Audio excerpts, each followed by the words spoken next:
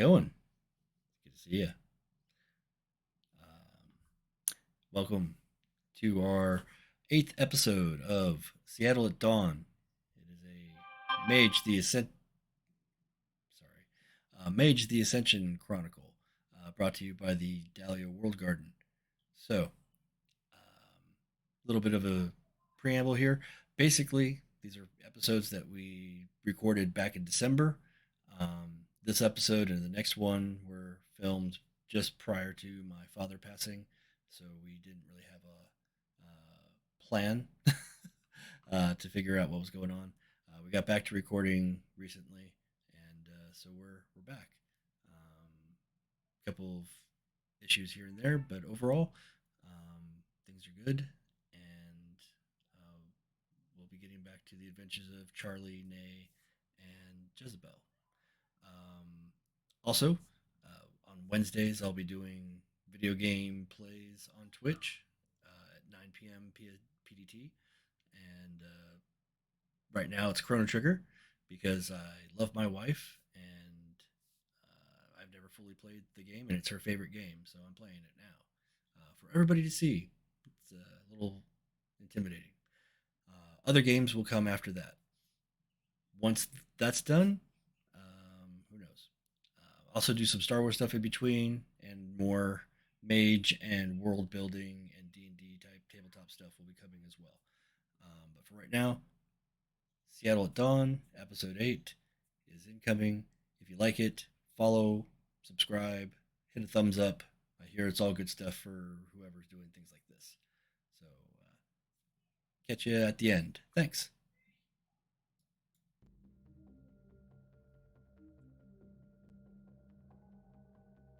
Hello, and welcome to our Mage the Ascension Chronicle, Seattle at Dawn.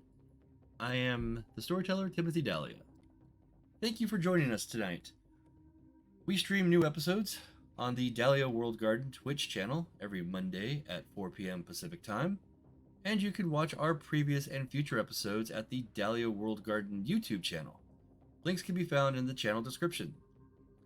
If you enjoy what we are doing here, you can like this video, you can follow or subscribe to the channel, and you can tell us which spirit entity you want as a friend in the comments. Normally I go into a spiel how this is a World of Darkness game and it can get kind of weird and scary, and that this is an adult game with adult themes. May cut this out at some point, but right now I'm just going to say, yeah, we're still an adult game. We may say adult things, and viewer discretion is advised. Hopefully you know that already. Without further ado, let us meet our mages that will be playing with us tonight. There they are, all three of them. Yay! That was my Kermit the Frog introduction. Clap, hands in the air. And if anybody's never seen the Muppet Show, you're sad. Sorry. I'm sad for you. I envy you being able to see it again for the first time. Yes, there you go. Even better. Well, let's start off. We're going to start with Bill. Hello, Bill. Hi. Billie, he, him pronouns. I'm playing Charlie Newell. Charlie is a mushroom scientist and a Verbena mage. He's a helper and usually is kind of a guy that keeps to himself and lives in the woods, but you know, he's got seems like he's got some work to do and some things to take care of in town. Okay. Cindy, you're up. I'm Cindy, she, her pronouns, and I am playing Inea Blackwell. She is a techno shaman who has recently discovered she's gotten in over her head with the number of people she's trying to protect and the number of situations that they keep getting into. So she's gotten a little concerned with how to improve the quality of the protection that she's offering people. That's great. I love that about mages in general. The idea of community and trying to um, make it on your own and be like your own entity, but like the responsibilities of like the ascension of others. Mhm. Definitely is a theme here. Alex, how are you doing? Hello, hello. I'm Let's good. find How out are about you? I'm good. I am Alix, they, them pronouns. I am playing Jezebel Spinner. She is a Sahajiya. She is a farmer. She is very bookish, stays in the library, but recent events have sort of broken her out of that shell and given her some motivation to take on some new skills and some new mindsets for the sake of protection and for the sake of progression. So she's looking forward to whatever comes next. Understandable. It's been a crazy experience for all three of your characters. And not only have you experienced new things, but you've experienced like traumatizing things. So, with that, we are going to start where we should always start a new chapter, so to speak. We are going to deliver some tarot cards for each of you.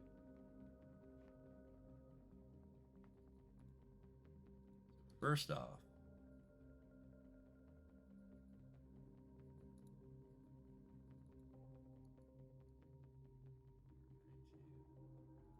deal the cards.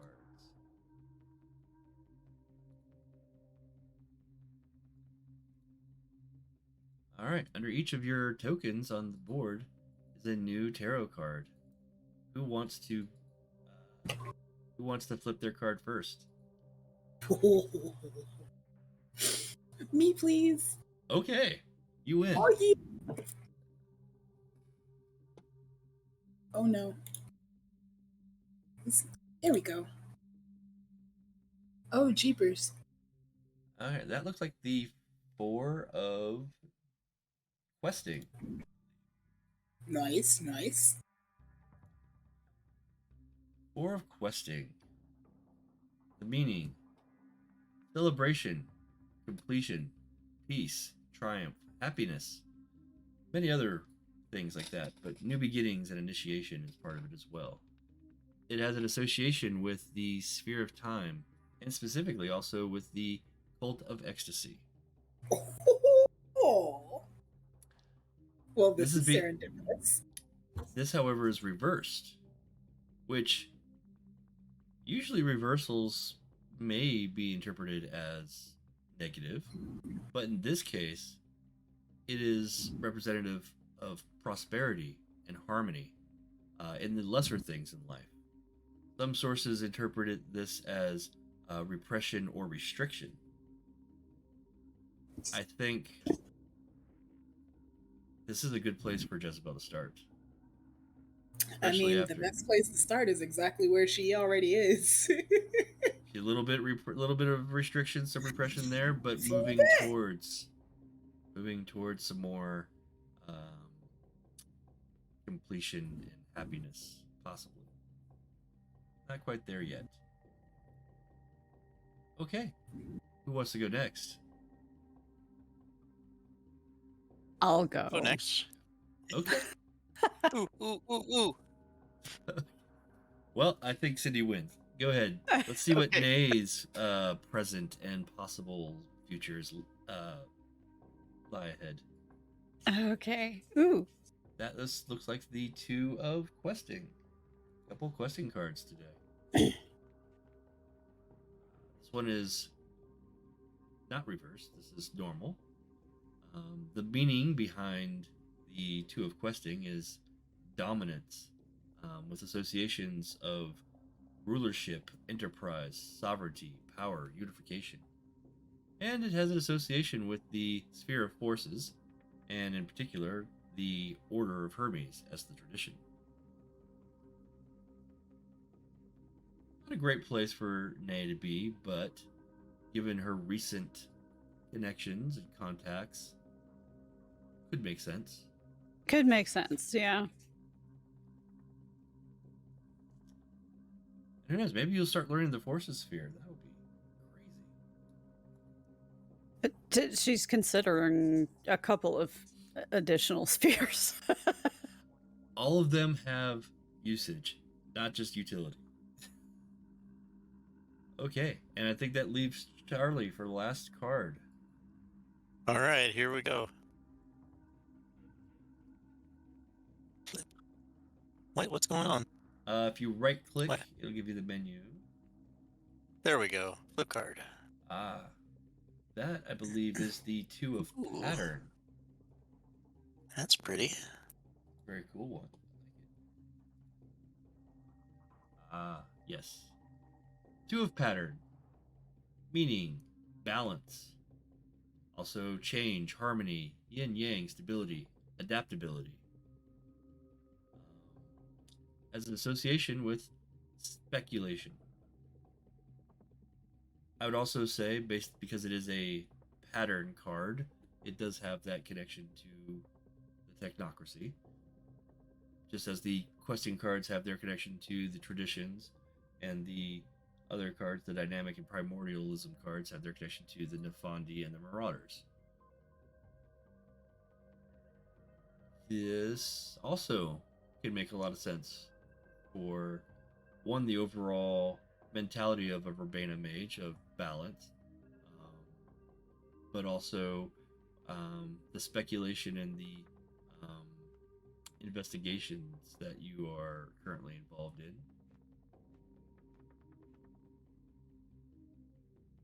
I think that makes some sense there. Yeah, I agree. I think we can definitely work with these as a good basis. And that'll give me some good ideas to link into future things there. That being said, none of those cards are particularly higher than another, other than the 4 and the 2 are the same.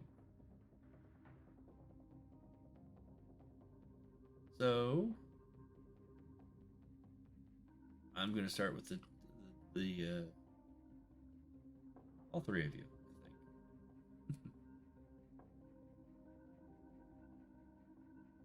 Well, actually, no. Let's start with Charlie. We're there. We'll do that.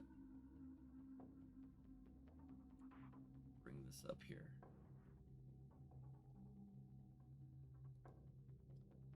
Charlie, you were visited by a strange man in a nice suit. Strange but sexy. He was very sexy. He kissed your hand. It was it may not have been the most welcome of gestures for some, but he's trying to be a gentleman. I think he watched Star Wars too much. For you, that conversation, what are Charlie's thoughts after having that conversation? You know,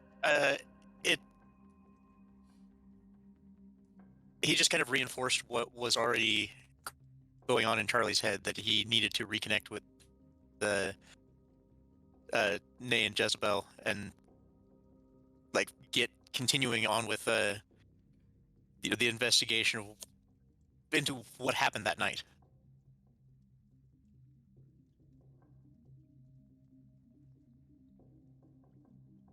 And the forces behind it. He definitely told you that he would, be contacting you sometime in the near future, to arrange a meeting with, specifically with Malcolm. So that's on the horizon. Currently, you have acquired a gun, have improved your supplies, and are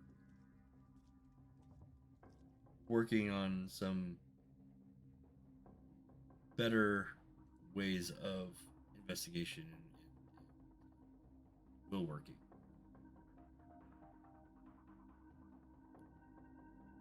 I'll say in this time period, let's say for the next week, what are your actions and plans for this week? one of the main things was to go to the forest and spend some time recentering, and also to try to visit the node that's available. Okay. Recharge, because that night was Training. very draining. That's a great way to put it. Okay.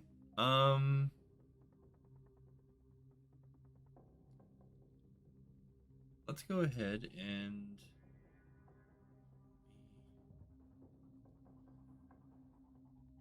wanna get this right.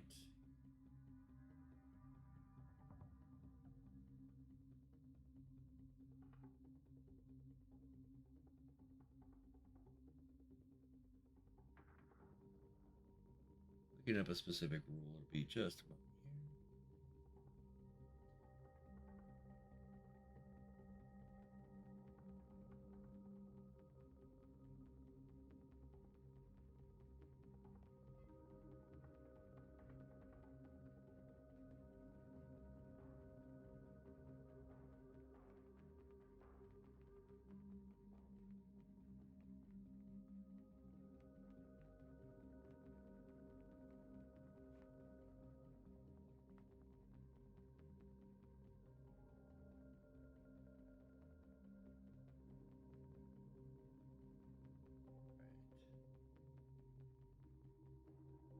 So let's see, you've got after 2.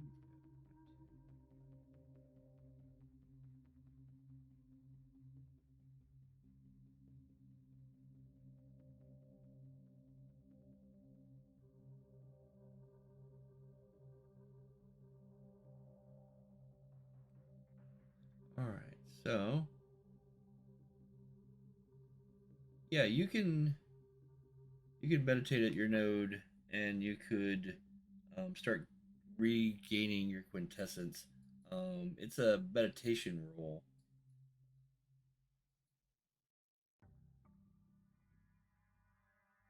Trying to see the.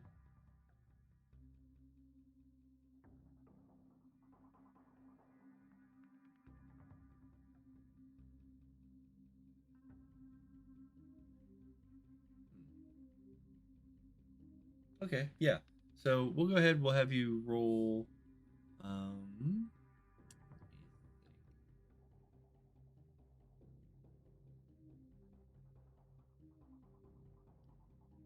Meditation.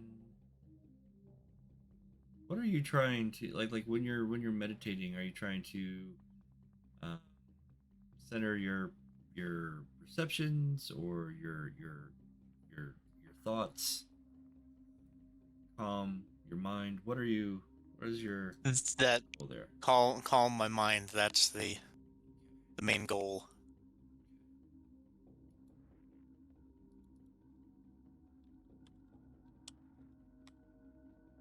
I'm gonna make that wits.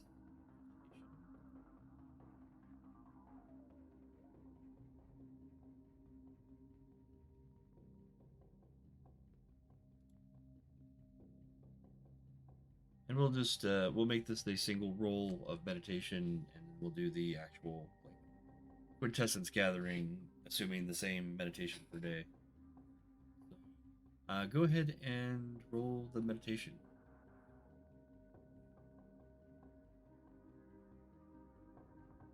Maybe we'll get dice.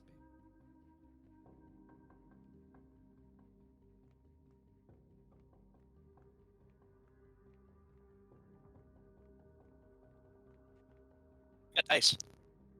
I don't though. Darn. Okay. I Well, see dice. you see dice. No. We'll see the dice on our own screens, but I don't get it on. Oh, you don't my get them on your thing. screen. Yeah, That's like we used to. I don't know why that's happening, but you did get dice roll.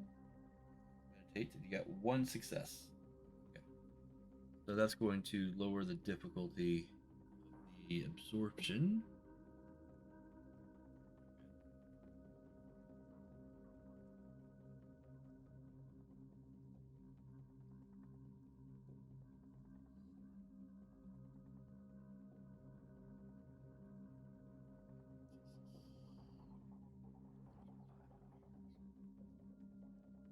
Okay. We'll say that you get a opportunity to visit the node 5 times over the week. So that would be 5 Arete rolls with a difficulty of 4, and each success is going to be a point of quintessence that you can add. Awesome.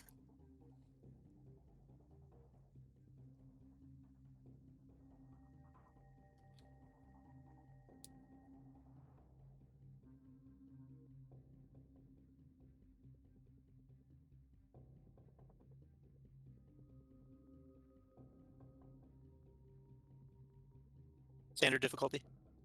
Difficulty is going to be 4. 4. That's There we because the gauntlet rating in that area is a 5, and you're getting an additional -1 due to the meditation. And I need to do this 5 times? 5 times, yes. Okay. You'll probably have a bucket of quintessence.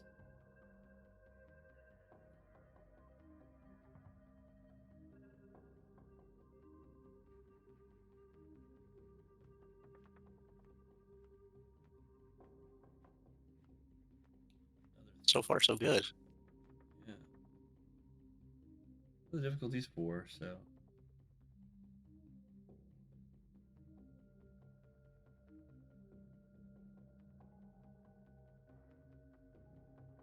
Jeez, man.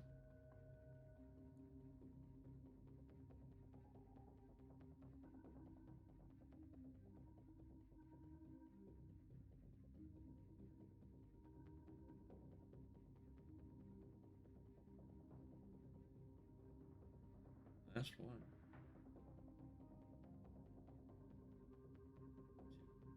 Okay. So overall, 14. So that gets you a total of 15. That actually will spin you around the wheel a bit into the paradox area. Now, paradox, when you gather it, will overtake quintessence. So keep that in mind. But you have a bit of fuel. You're kind of you're hyped. So I add 15 to my quintessence?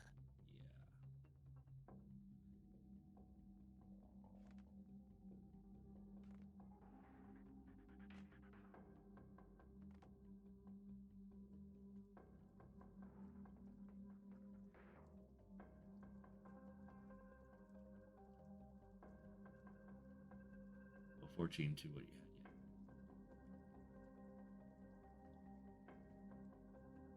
had. That 14 clicks or 14 spaces? Just 15 overall spaces. You had 1, so that 14. Right.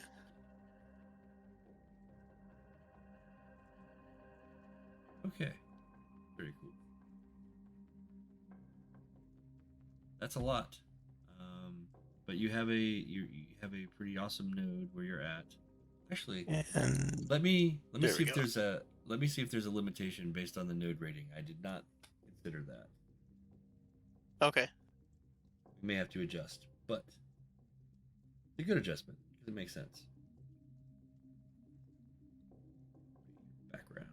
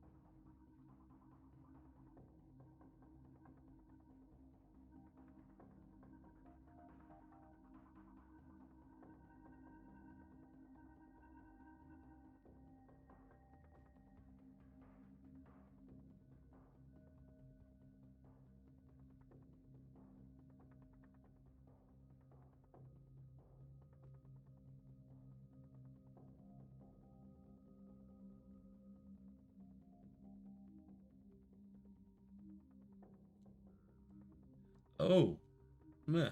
Okay. Never mind.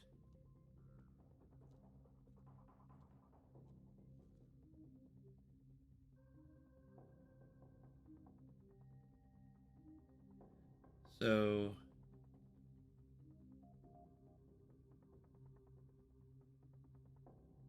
I'm going to say that this node is only capable of producing um,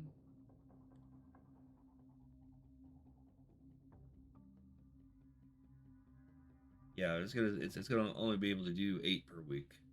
So we're gonna have to pull that back down to 9. You had some really good rolls, but you're only able to. There's only so much you can pull from that particular node.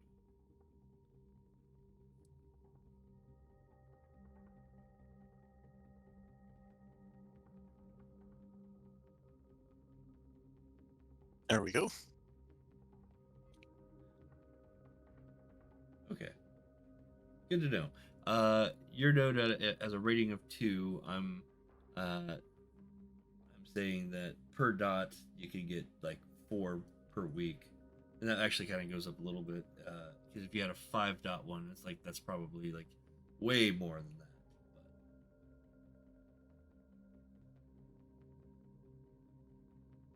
that. Yeah, yeah, that's cool. We've got that solid. Okay, cool. 9 quintessence that you get over the week. Any other things that you're doing? You got your gun. You're looking into the contacts that you were given by Brad.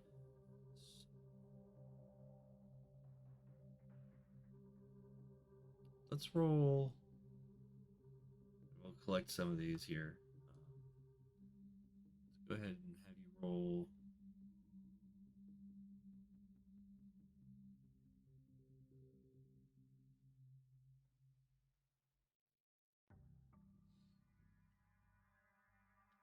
Huh. Okay. You know what? That's probably going to be something you're going to have to talk to actual contact about. You do have Celeste and the Verbena in Seattle that you could contact for help there. That is a good idea. That is an option. I figure also while I'm out in the area, I want to go back and reinvestigate the crash site. Okay. Yeah. Absolutely. Fantastic. Let's go back to the crash site.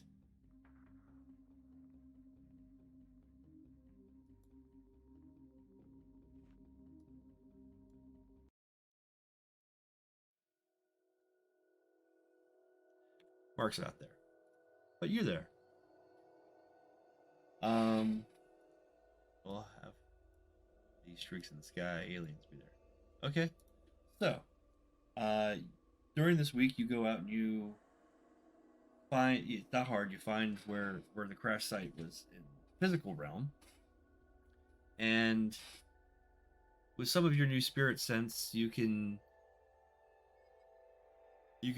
feel some of the damage that was done from this incursion.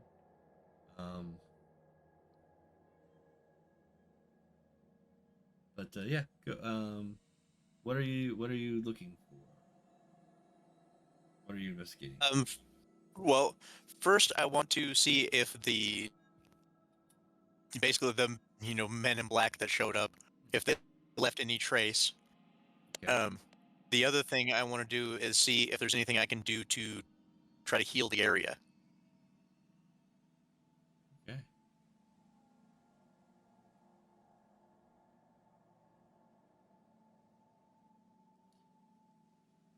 Okay. How do you want to pursue those activities? Um,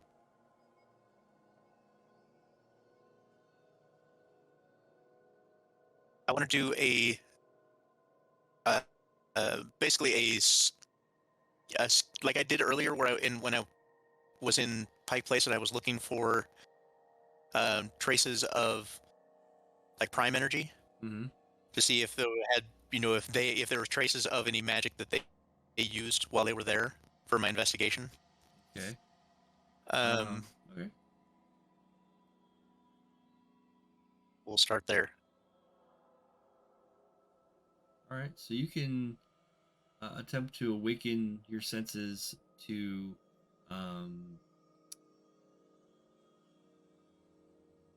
Well, I mean, it's really whatever you. You can open it up to any of your spheres.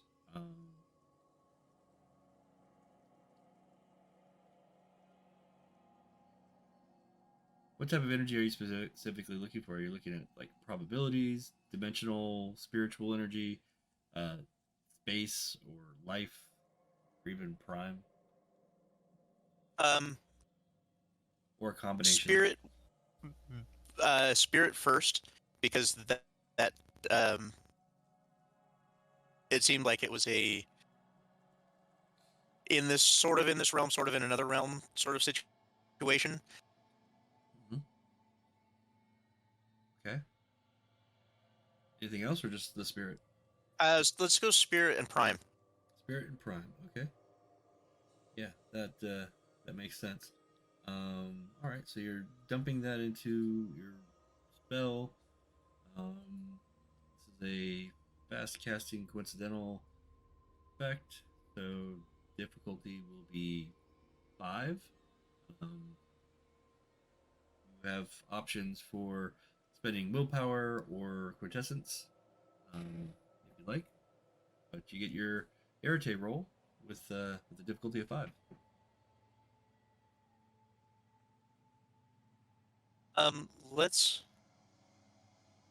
Let's put a little bit of let's just use like one quintessence and one willpower just to get a little bit of Okay. boost on this. So auto success 1 and difficulty 4. You do the roll.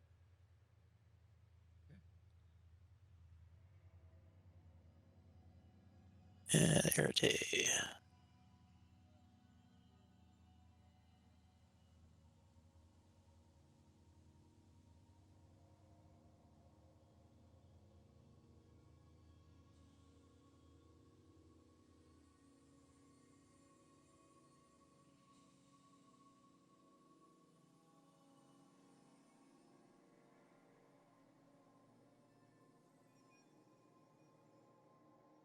And that time I Oh, didn't see dice. All right. oh. See, it's weird, isn't it? Throw me off. All right, so you rolled a 1, 4, and a 6. So that's 1 ultimate success for 2 total successes. More than enough for you to activate this effect. Um, you only needed 1. Just was wondering if we were going to subtract any with ones from the automatic success. Right, Um, right. yeah, that would have been terrible.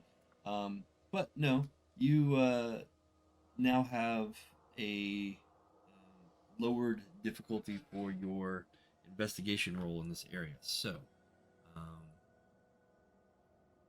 I would say for your investigation, you would roll. Let's actually make a button for that.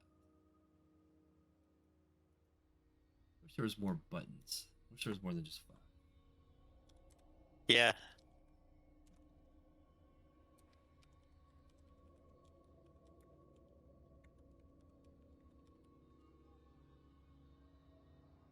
If I ever get into coding, I will recode this page. Just have like a page full of buttons. All right, so investigate the crash site. Normal difficulty would be 6, but with your um, magical perceptions up, that's going to lower the difficulty to 4. And you've got quite a bit in 6 dice. The difficulty of 4 is a pretty good chance that you'll get some extraordinary success.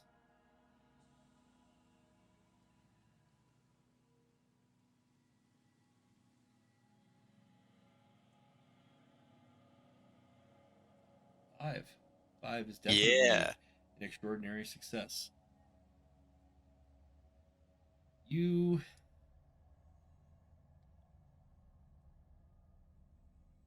well, how did you? What was your practice to get your magic in line for this? Was it a ingestion or was it like a meditation? What was going It was a meditation. on? Meditation. Okay. So, you cleared your mind. You accepted the uh, fundamental truths of reality that there is more than just this material plane, and that all things are connected, and the universe is innately divine and living, very much through your paradigm.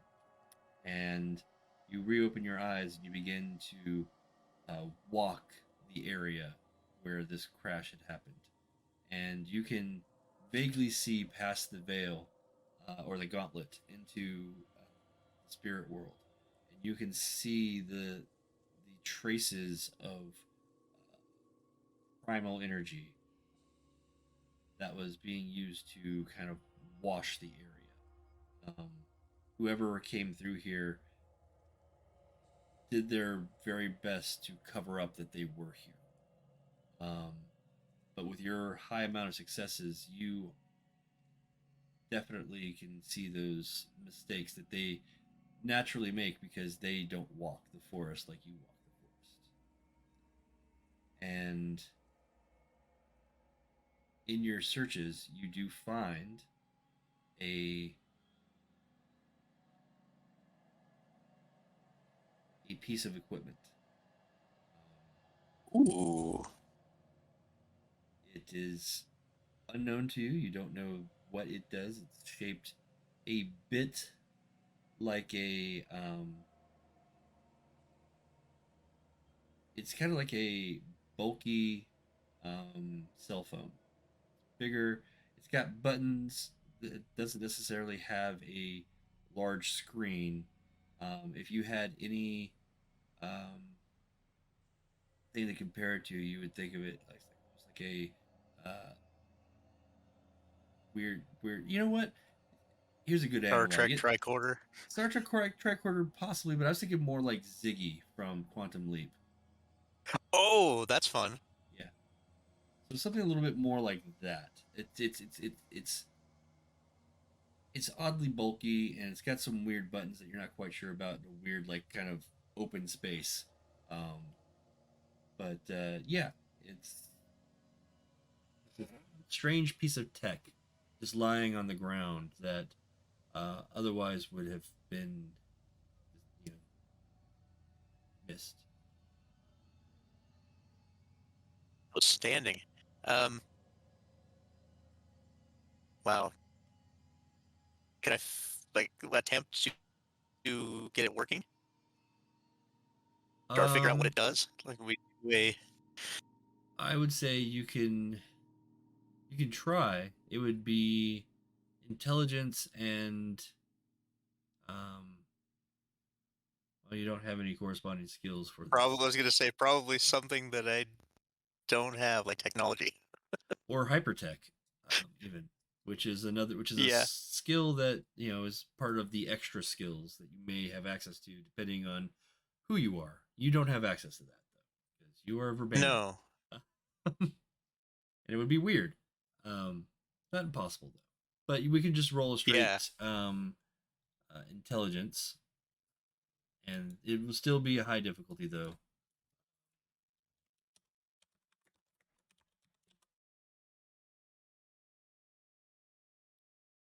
Intelligence, and we're gonna say extra skill 1. You have 0 in. And yeah, difficulty on this is going to be 8. All right, let's give this a go.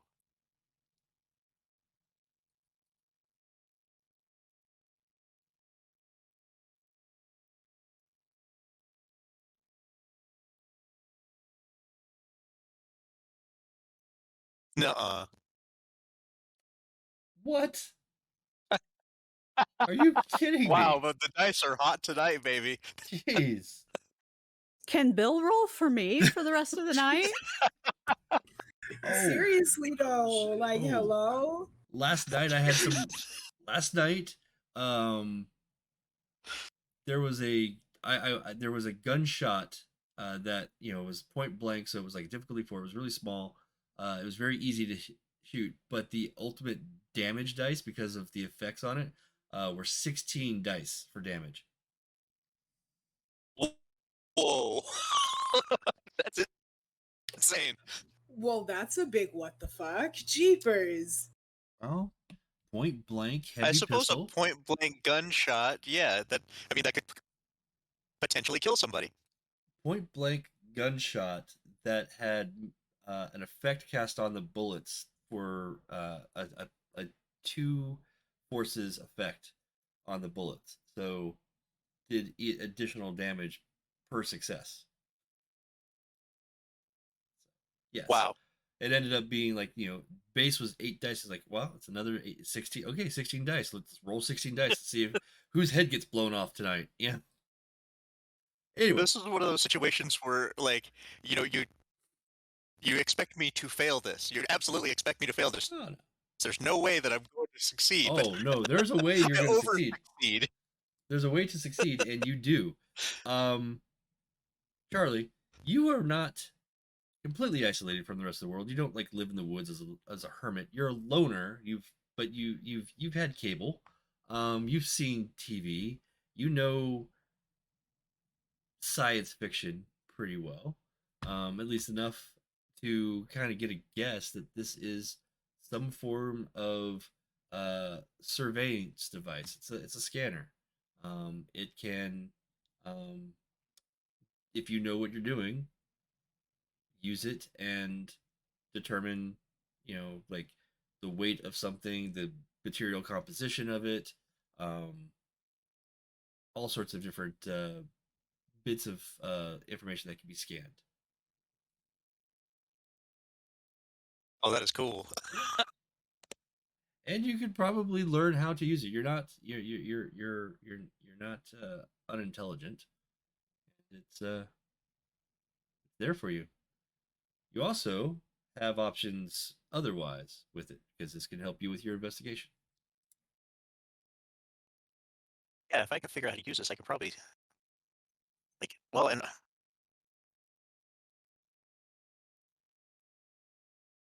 yeah, let's try to use it. Okay. Trying to use it. First, hold on. Yeah, let's try to figure out, like, I know what it is and like the general idea, but like I want to find out if there's any like stored data in it that I can look at. Okay. Yeah. Absolutely. You find the on switch easy enough, and it chirped on. Beep. Um, it has a small display. It definitely is not like a cell phone in this regard, but it does convey information in English and does have pictures associated as well. Um, there are a series of buttons on the side, none of them labeled, um, and then a couple of interface buttons on the front, like up, down, left, right, etc.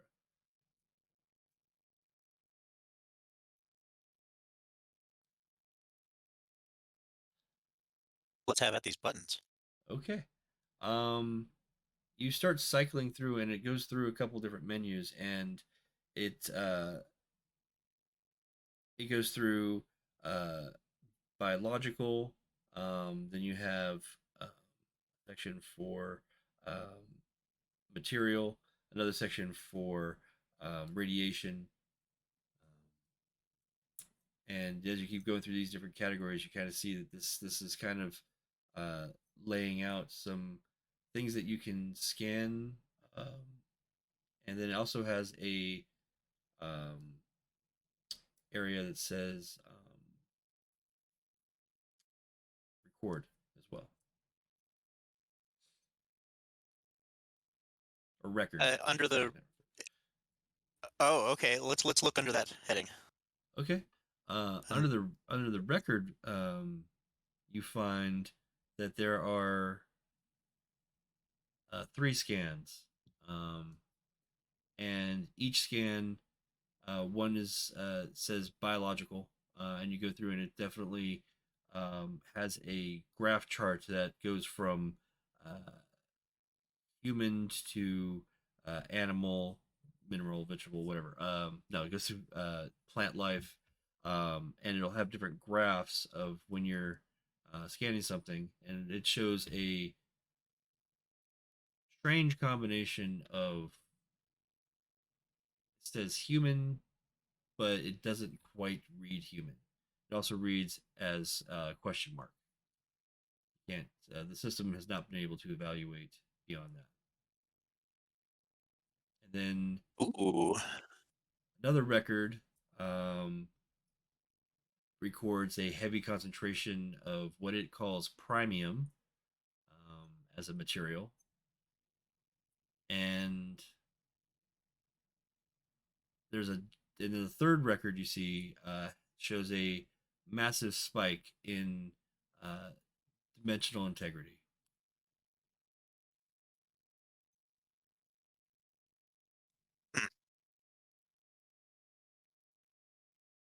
Yeah, if I'm interpreting what I'm seeing, it registered the life form, uh, um, as well as probably the premium. I'm guessing is what is the like propellant in a ship, more or less. I'm speaking out loud as to what I'm reading. No worries. And I'm guessing that was the dimensional integrity was it coming through and actually like landing here. So that's good information to know. It's just that. Just that.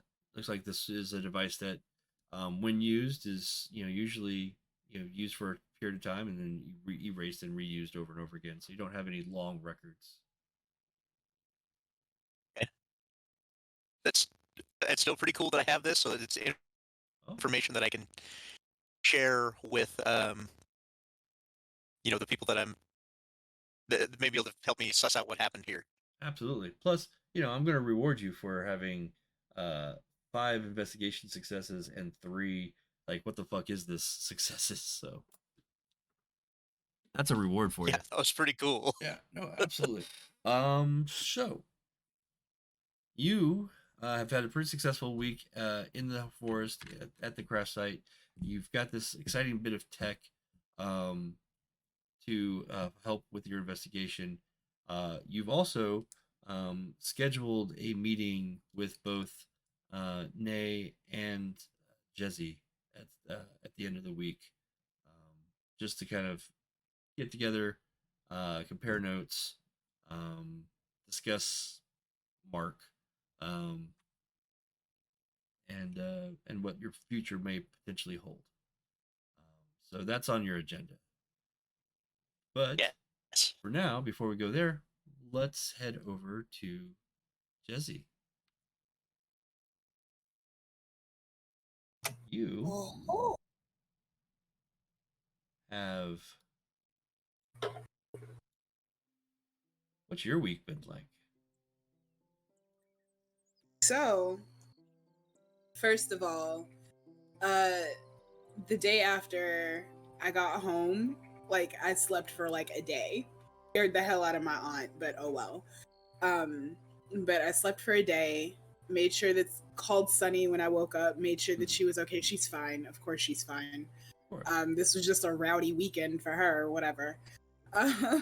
But Jezzy needs some time to herself. And so my very first thought was to spend some time up at Snake Tongue Point, sort of reacquainting myself with myself, doing some meditation, trying to get my life together, basically. Because, whoo child, that day was a lot. Okay. I don't know if I have a node at Snake Tongue Point, though, which is a decently good question. Because I'd love to get some willpower up. It's a sanctum. It is a sanctum, yeah. So it's not a node. Oh, yeah. He's in the forest. That is different. But, there's nodes all over the place. There's nodes in right, and I specifically put point character points into node. Oh, look at you building your character. Okay, I see you. having a place to get some free quintessence is always nice. No, I mean, beyond the willpower thing, I'm definitely just in a place where, like I said before, I was scared as shit, but I'm also exhilarated because I made it out. So there's a lot to interrogate there, a bit to unpack. So I think I'm gonna go to Snake Tongue Point for a couple of days. Yeah.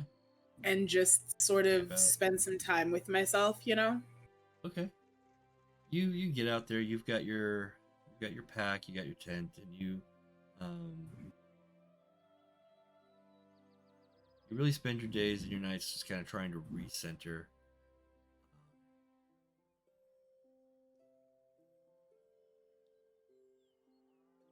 During this week out here, is there any particular goals you have for yourself?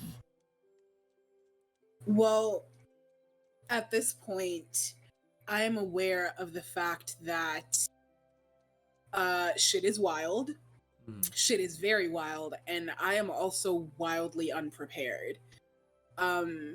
So this is the point at which I'm going to be. Let me see. Let me double check these, actually. I want to try and focus in on maybe, I don't know if this is too presumptuous, but I do kind of want to focus in on my rotes, because I have this like contemplation one, and I think that would help me to find my center. Sort of contemplating the stars, as it were. I do have a goal of sort of strengthening my relationship with this nebulous entity that I've come into contact with through contemplation, but I don't have a name for them yet. Okay. So I'm just kind of waiting until they introduce themselves. Okay. Yeah, go ahead and like during this time you're meditating. The residents of the area works to your advantage. I say make an Arete roll. Add the 2 spirit, or add your spirit mod, which is 2, as the DP mod, and the difficulty would drop from 5 to 4 because the residents in this area is matching yours. Difficulty is 4. And submit. I have dice. Oh yeah, and only 2 successes, but I have dice. Okay. Okay, so 2 successes. Okay, so these 2 successes, they kind of represent some guiding power for you.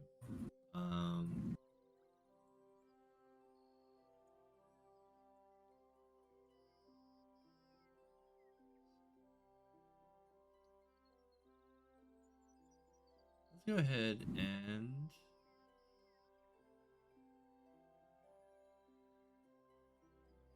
is a kind of a compound roll. You're using magic to reach out. So roll a perception. I'll make the button for you here. A button? I get a button? Yeah, perception awareness. Nice.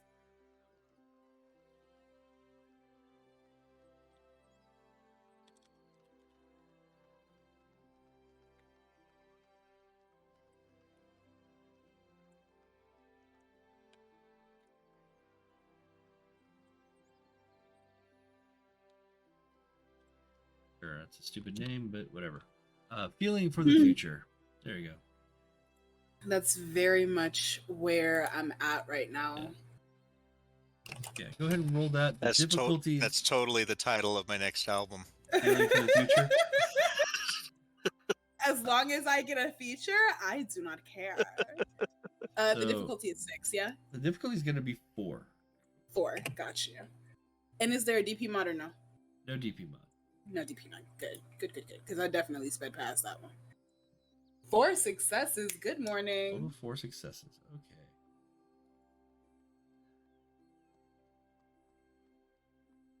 At Snake Tongue Point, you are surrounded by the serene call of nature, the sound of the water, the waves beneath. You can smell the freshness in the air, and you spend your day kind of in a static haze as it goes on. And you open your senses to all that the world around you is presenting. And the sun goes down, and the normally overcast sky clears, and where you're at, there's not a lot of man-made illumination. And you get a very clear vision of the night sky, and you half close your eyelids and kind of peer through that verdure of perception, and you can see what appears to be the shape of a horse, and it moves through the sky, and it's running at a decent pace from one point to another, from the north to the south, and it keeps circling around, and you can see this strange mixture of the cosmos and the horse. It's almost as if it is one being, and your perceptions follow it as it comes close to the North Star, the point where we historically have used to center ourselves. And the entity that you are seeing expresses and exudes love and well-being and acceptance and unity. And you feel this draw to be with it, and for it to be with you. You bring it down into your space, and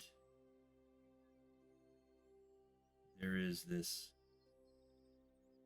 beautiful, dark skinned hair creature with looks like stars tattooed into its fur, standing with you at Snake Tongue Peak. Or Point, sorry. I'll get that right someday. And so there he is. You have some cosmic connection to this being, and it is there for you to do what you like with. What are you doing in this moment? So this is the first time this has ever happened to me in my sanctum. You've had maybe some periphery, like the sound of a horse or hooves walking near you. You've maybe smelled hay and horse sweat, but you've never had a full-on visual of this thing. He is large, and honestly, I'm a little intimidated, but I'm not scared. So, how close am I to him? Is he like right in front of me? It's a few feet. It's not far. It's close. You could touch him. I'd like to. I'd like to. I'd like to walk close to him and touch his mane just to see if he's tangible, like corporeal, you know? Right. In this moment, you reach out and part of you is expecting it to not be real. No way it could be real. But your hand touches something solid. It is warm to the touch. You were expecting, if anything, it might be cold, but this is warm and inviting and reassuring. Oh, jeepers. I didn't expect you to be real. Without moving its lips or doing anything weird, you hear a voice come from, I am as real as you are. Well, I see that. Um, I'm Jezebel. What's your name? Do you have a name? Is that rude to ask? It is important that you know my name. It is Polaris. Fair. I am Oh, your guide. well, hello. It's awesome to meet you. Finally. Wow, this is amazing. So I have questions, lots of questions. You said you're my guide. Were you, I don't know, do you know what yesterday was like? Or, because it was a lot. I was there the whole time. Well, that's good. Okay, Polaris, I'm gonna level with you. Shit got hectic, and I'm scared. I've been working on making myself more formidable an enemy, but I'm also very excited. And I have this, and I pull out the joy because I've been carrying it with me. Right. And I show it to him. I said, so this is what started this entire weekend, I think. Or at the very least, it seems like it. Do you know anything about this by chance?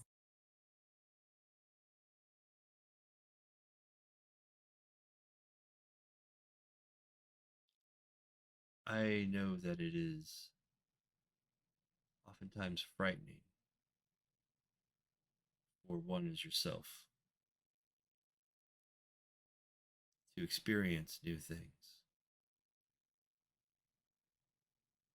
It is difficult to run when all you've known is walking. But at one point you crawled and you learned to walk. And I was there. And this, for you, will be how you learn to run. I would caution against becoming better at being someone's enemy. I would prefer it if you would learn how to be a better friend.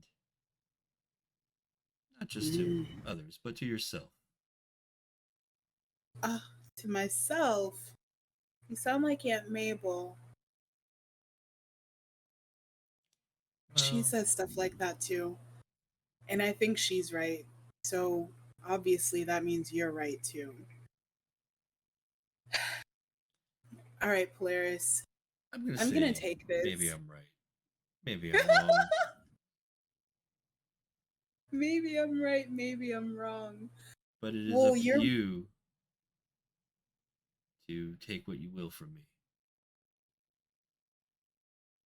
well. At the moment, would you mind keeping me company? I kind of want to try this, but I don't really want to be alone.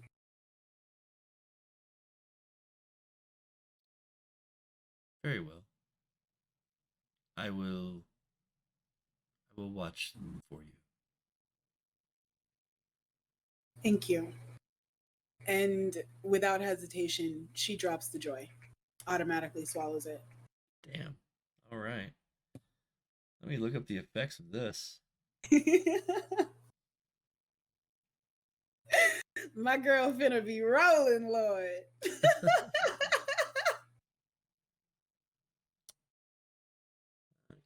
What book did I just pick up where I found a really good thing for this?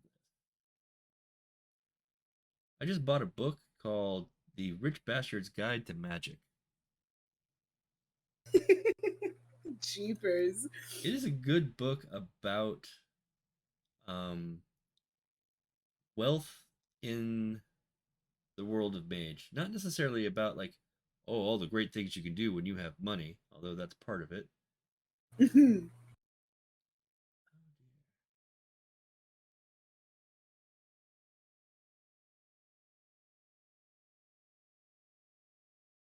I don't think I have it on my tablet yet.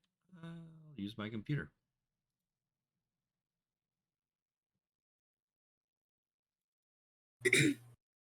And I want, they've made plenty of books about,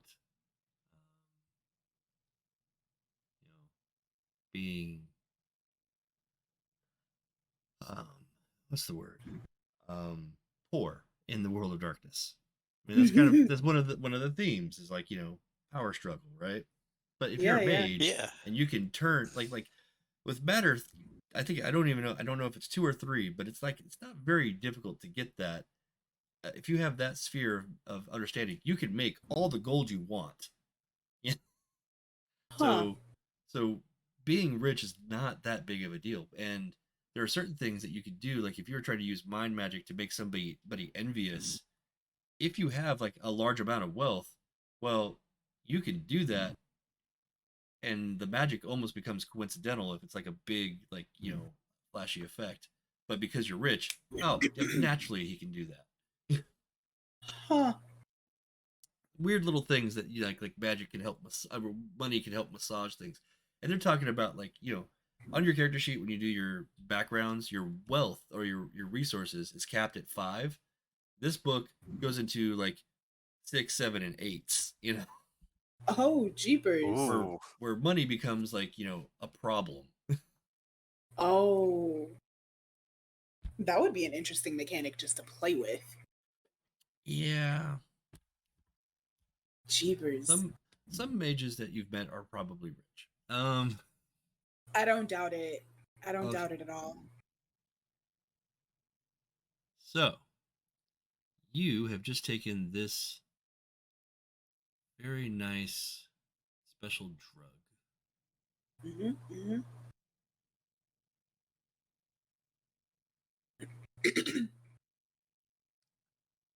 The way I was laughing pretty good when you said that the semi-corporeal spirit horse didn't do anything weird. What did he not do? Like, it is weird. It's just being there is weird. Things are relative here, all right? I know. After the day that I've had, like, this may as well happen. Like, I just got gutted by Mr. Claus. Like, got shot at. Homegirl got drugged. I saw things that never happened in the library. So yeah, a spirit horse. What's the worst that can happen, man?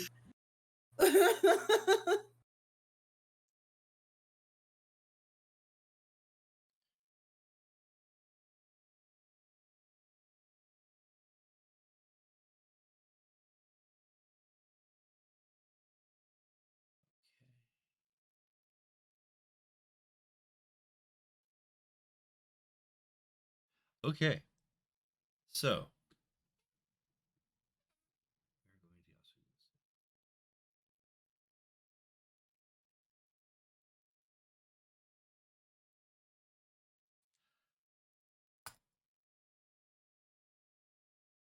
The general effects. Excuse me. Had some Thai food. For whatever reason now. Coming back up. Trying to see if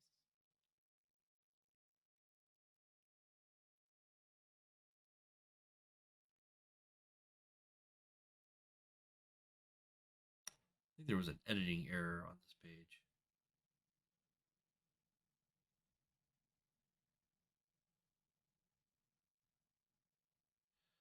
All right.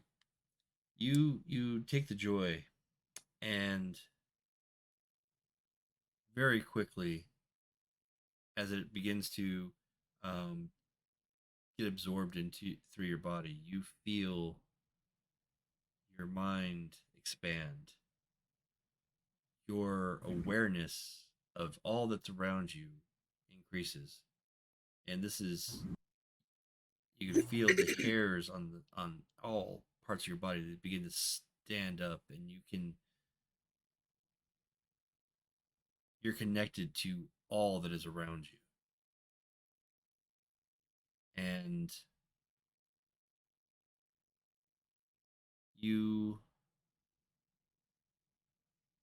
at this time you sense an increase in understanding of consciousness, how your mind connects to other minds, and how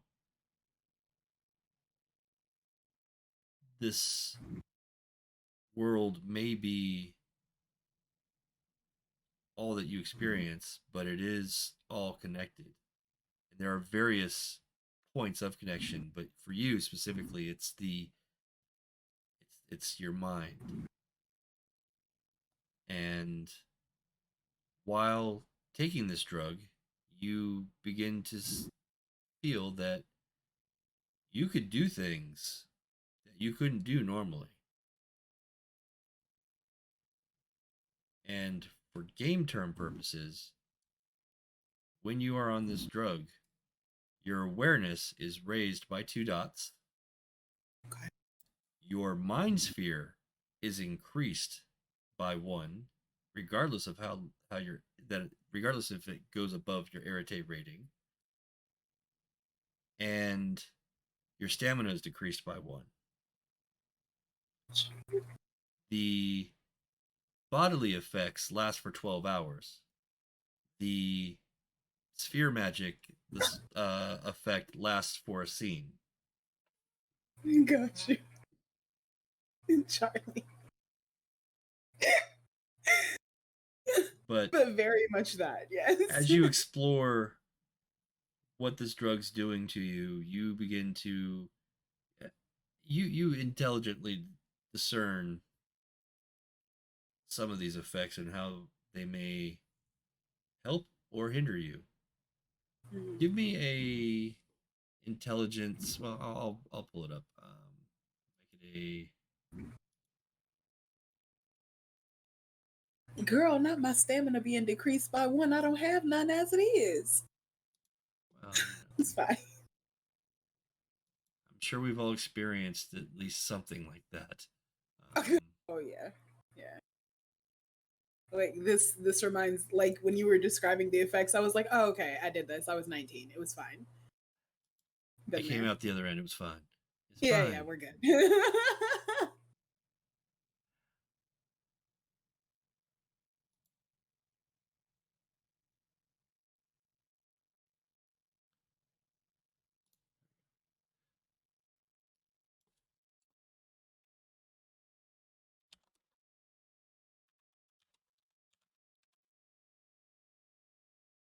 All right. So the button I took what? Go ahead and roll that for me. That's a intelligence and medicine check. No DP mod, difficulty 6, yeah? Correct. Beautiful. I has dice. Only have one. No worries. That's all you needed. Beautiful. You can definitely sense that while not as addictive as heroin, this could be habit forming.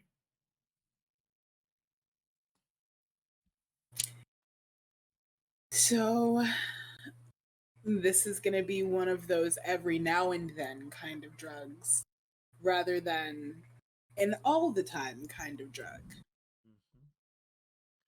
I would definitely enjoy more of it. It has I some definitely practical enjoy use it. as well. It has some very good practical use. So while I am on Joy, what does Polaris look like? He still looks the same, yeah? Or is he... He's pretty impressive already. Sometimes, every once in a while, you get this weird sense that he changes shapes. It's always seems always horse-like whenever you do finally get it, but in the peripheral, sometimes it's like only part of a horse. Sometimes it's almost human figure. And sometimes it's just impressions like heat mirage, um, making shapes against the background, but it's not quite there.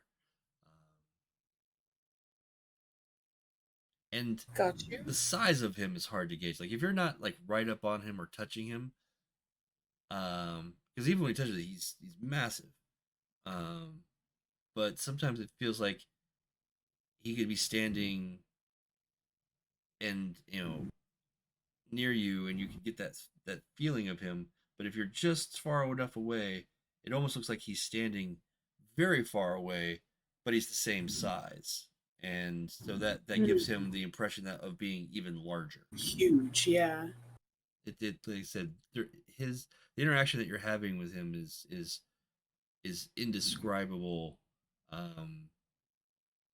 because it's so much information, that Yeah. it is hard to kind of pick out a single moment and say that's what he is. Got you. I love that. So,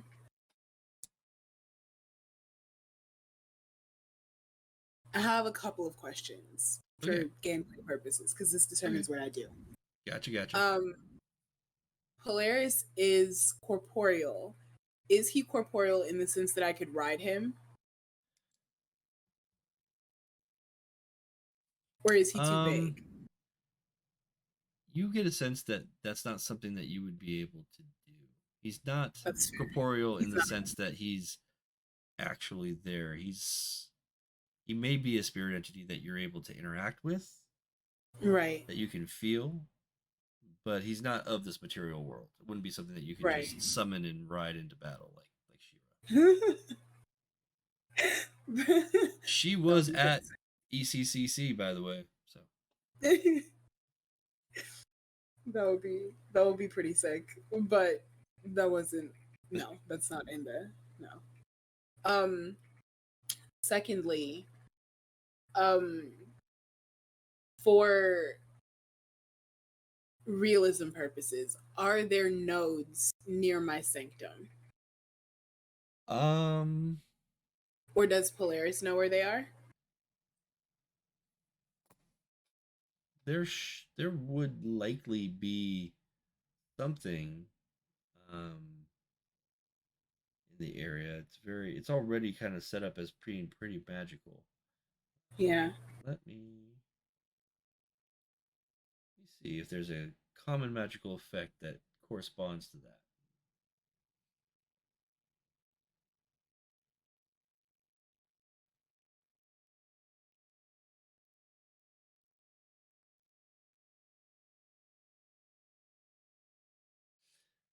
Okay, so you don't necessarily have How much a paradox would you take for riding an invisible horse?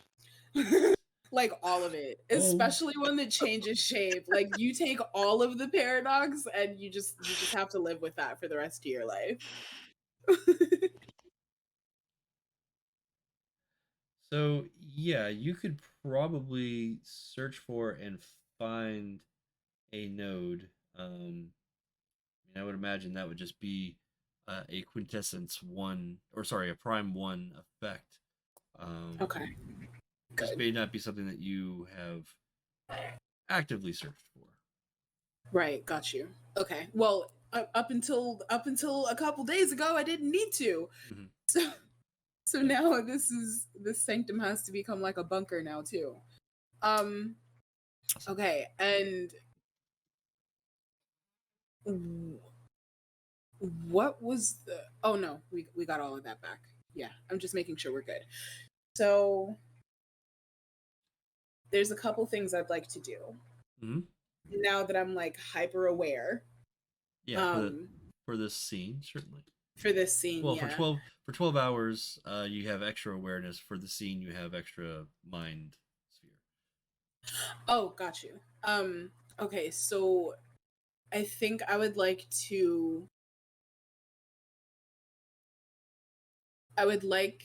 Polaris and I to go to that. I would like Polaris and I to go and look for a node. And I want Polaris to come with me just because he's like my watcher or whatever for right now. So this would essentially give you a background. So this is something that you would probably have to spend some experience points for at some point. Okay. But, yeah. How many do I have? I think I have currently two have left. 2. Yeah, and that's not enough for like a new background. No, I wouldn't imagine so. But it is, because backgrounds are typically something that has to be role played. I also think that we should, put some effort towards it. So Agreed. you can begin kind of a. You're not going to be creating a new node because you don't have the power to do that. Mm-mm. But yeah, you can definitely start looking for an area near or around on the island that will work as a node. Okay. Like my prime is good, but it's not that good. Right, you only have 2 Not prime. yet.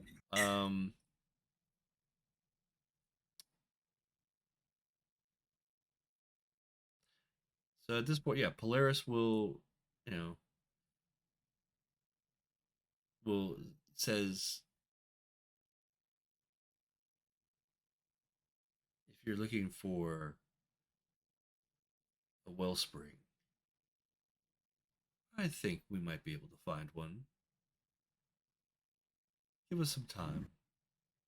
We will do our best. As long as you stay, because I don't think I could do it on my own. Not now, anyway. Stick with me, kid. We'll find a way. Okay, let's go. And you spend your evening exploring an area that you're very familiar with, but you are learning new aspects of it. You're getting new access to the spiritual side as well as the living side of this space, and you start to kind of build a better connection. It is starting to recognize you as much as you are as much a part of it as well. It's good to be home, man. And you are continuing your expanse and your connection to Snaketongue Point. And you spend this night, and then you spend the following days kind of, experiencing, enjoying this. And the joy itself doesn't have like any harsh side effects after the fact, other than the stamina depletion while you're on it. But ultimately, you feel after your communion with Polaris, some of those feelings have stuck with you. You know, it wasn't all the drug. Yeah. And then Some of it is just straight up contentment that we got out alive, man. yeah, absolutely. And so at this point, you feel ready to reflect upon the events of that night, and you are going to meet with Nay and Charlie to kind of just figure out what are you going to do, especially with this strange Mark character in his weird suit that somehow Right. he comes up to you in your woods and doesn't have a a speck of dirt on him. Right, like what a creeper, hello. And I need to talk to Charlie anyway because Charlie knows Brad and Brad has more joy. So And joy is a good thing to have. it And is. we are going to take a bio break for the moment, and then Yeah. we'll be back and we'll catch up with Nay. Yeah. So I'll be back in just a moment.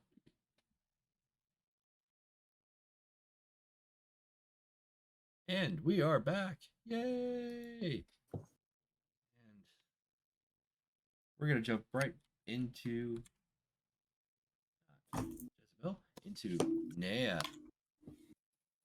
Okay, so you were doing some investigations, I believe, this week. Yes.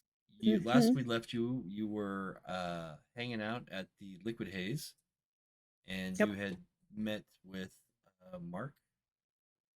He had Kardashian, no relation. Kardashian, no relation. He had informed you that you were getting the attention of some powerful mages in the area, and that perhaps Malcolm would like to meet with you at some point. But the rest of the week is yours for the time being. Before you meet up with Jesse and Charlie, you guys have decided that you wanted to go over your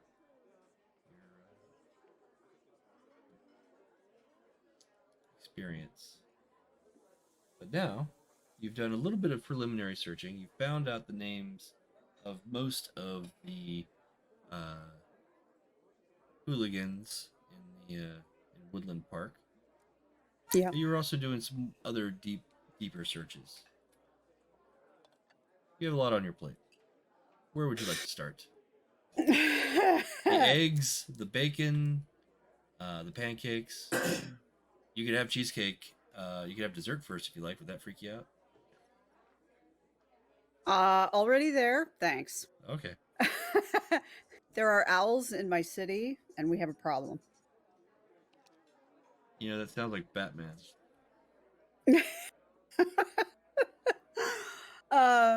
Okay, so Nay would like to.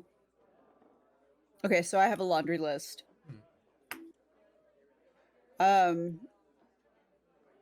She wants to spend a day meditating, communicating with Moro. Okay. Because she has some questions and would like some guidance and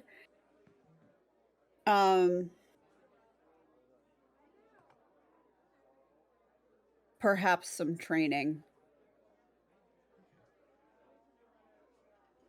Okay. A little bit I don't know if this is attached to that or if it needs to be a separate day, but a short vision quest to seek information, either past or future, on things like the owls, and what they're doing in the area, and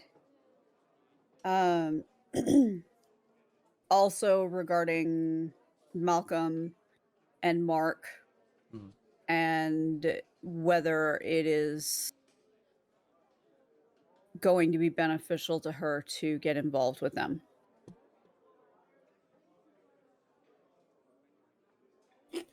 And then at some point, Nate,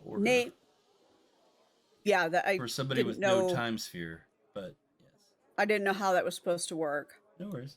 No, that would be Because like we had worked in her background that when she was young, she was getting visions from both past and future. So it was sort of a wild, you know, Okay. it was Has a as wild her power time. was coming up. Yeah. Okay. So I didn't know how that would work. Well, time's funny.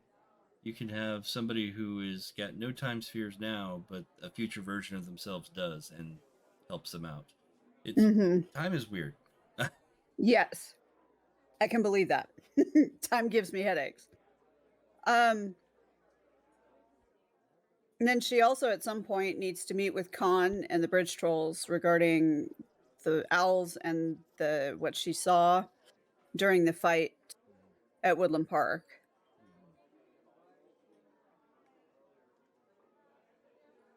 And then she would like to acquire a hefty taser and get some training on how to use it.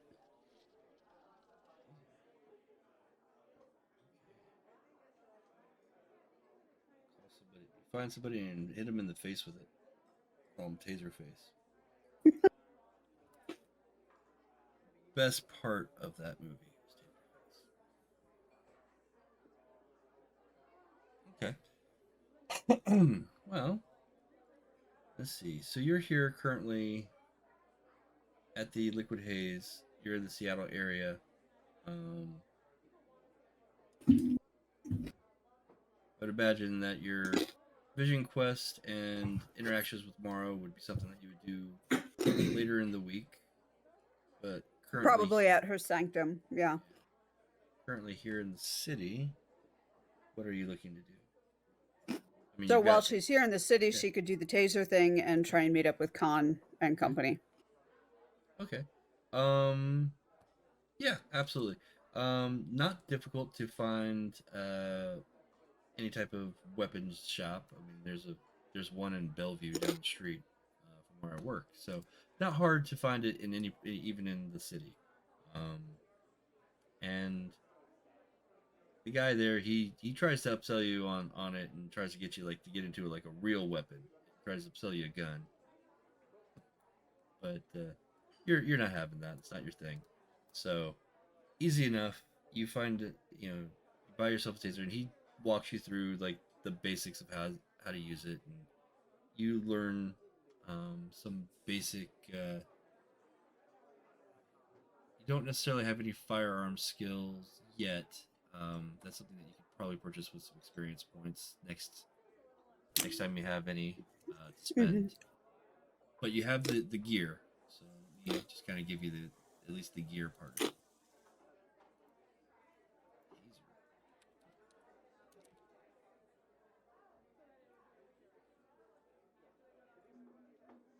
And you have one in resources, so that's enough for something like this. It's not a ridiculous purchase for somebody with one.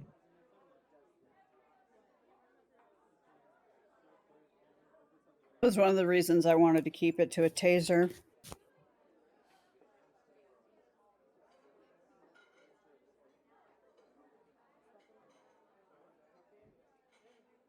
Seeing if they actually have stats for a taser. Sure they do.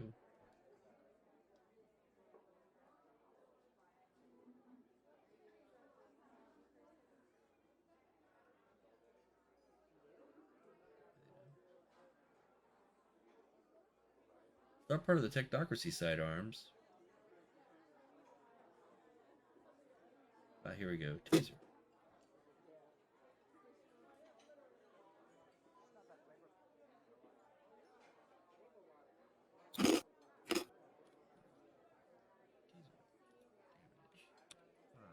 Range.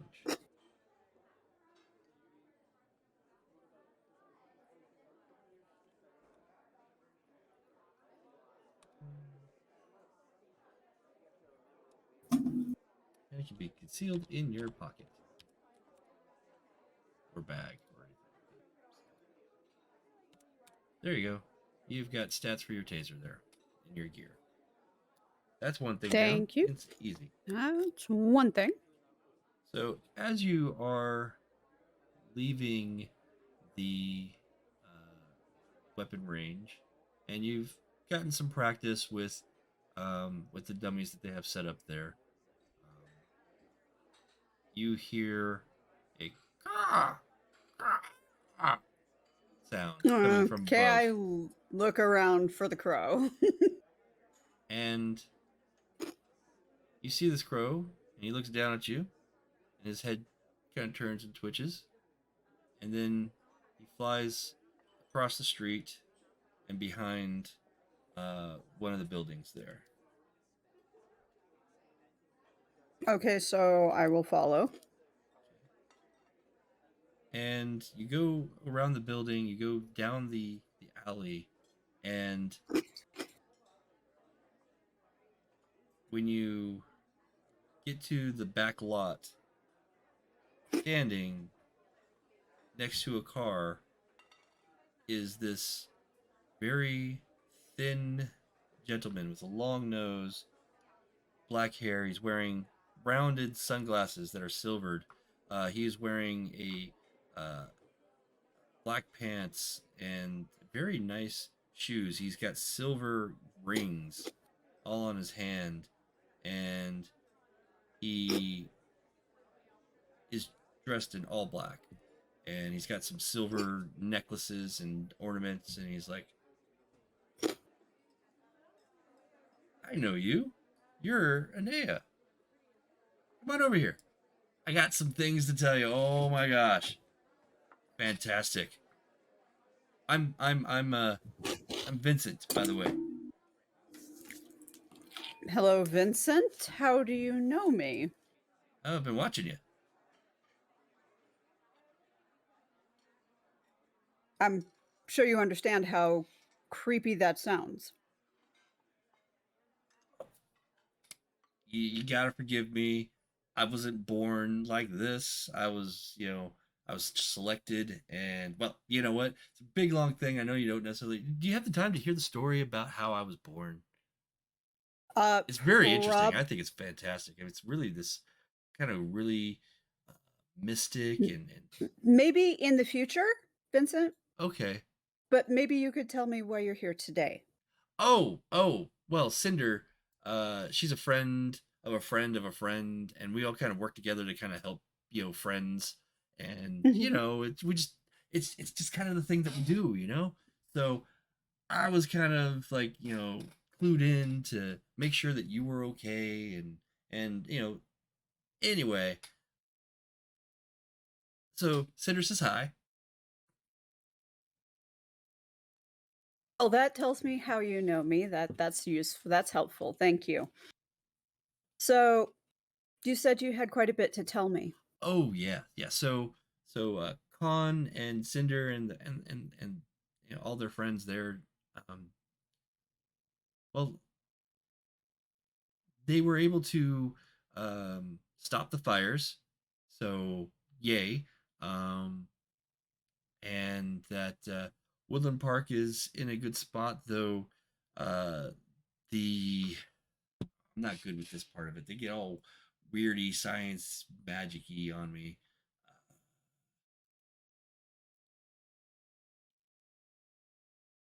Oh, I know. So at one point in Woodland Park, time was broken, and they think it's fixed, but they're afraid that the recent activities of all the people there are kind of feeding the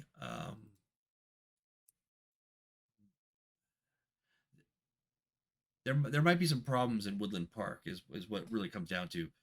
I don't know the technical side of it, just sorry, not really my strong suit, but I know the information.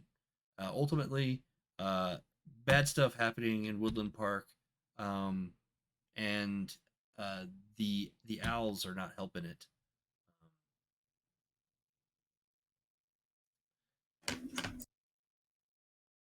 Okay. So the owls are is Khan aware that the owls are riding these people that have been attacking his friends in the parks? I don't know if he knows that. I would imagine he does, but I Could don't you know. suppose I could tell could you him. tell could you tell him and make sure that he's aware of that? Of course. Not a problem. That's easy. Thank you. That's good information. Um, Hey, how did it go with your friend? I saw the all the craziness with the. I mean, I didn't see it all because I wasn't there, but I saw the building implode. How'd that happen? Did you do that? no, Because that would be really cool if no, you did that. I did not do that, Oh, unfortunately. man. Or actually, probably fortunately, since it was an effective, way too much magic being used. And anyway, Honor prevents me from telling people that you did that. thank Yeah. you. Okay. Really been a good story. Not your story to tell, Vincent. I want to know. All right. Well, okay. So is everybody okay? Yes, yes, I believe so. All right. Yeah. The last I knew. It was a wild evening. It was. Did anyone else get hurt at the parks that night? I mean, the fires were scary, but I mean, ultimately, from what I hear, they were able to get everyone to safety, and there's some displaced families, but the city, they said that they were going to try and get more housing opened up. It's a thing. So, what fires? So, yeah. So, as you were leaving, you got into that weird boxy car. I don't like those cars. Too many angles. But they there was a part of the counter protesters. They started a fire, and it spread through a part of the park that some people were sleeping in, and well, I mean, no one got hurt. Con and the group, they were able to, usher people along, but it was scary for some people, I guess, from what I hear. But, yeah, whatever. I was hanging out with you guys. Fires are scary for lots of people. Yes. So that chick that you're hanging out with the jewelry. Yes. You think that you can put in a good word for me? I think that she probably has her mind on a lot of other things right now, Vincent. Okay, because I really like the jewelry.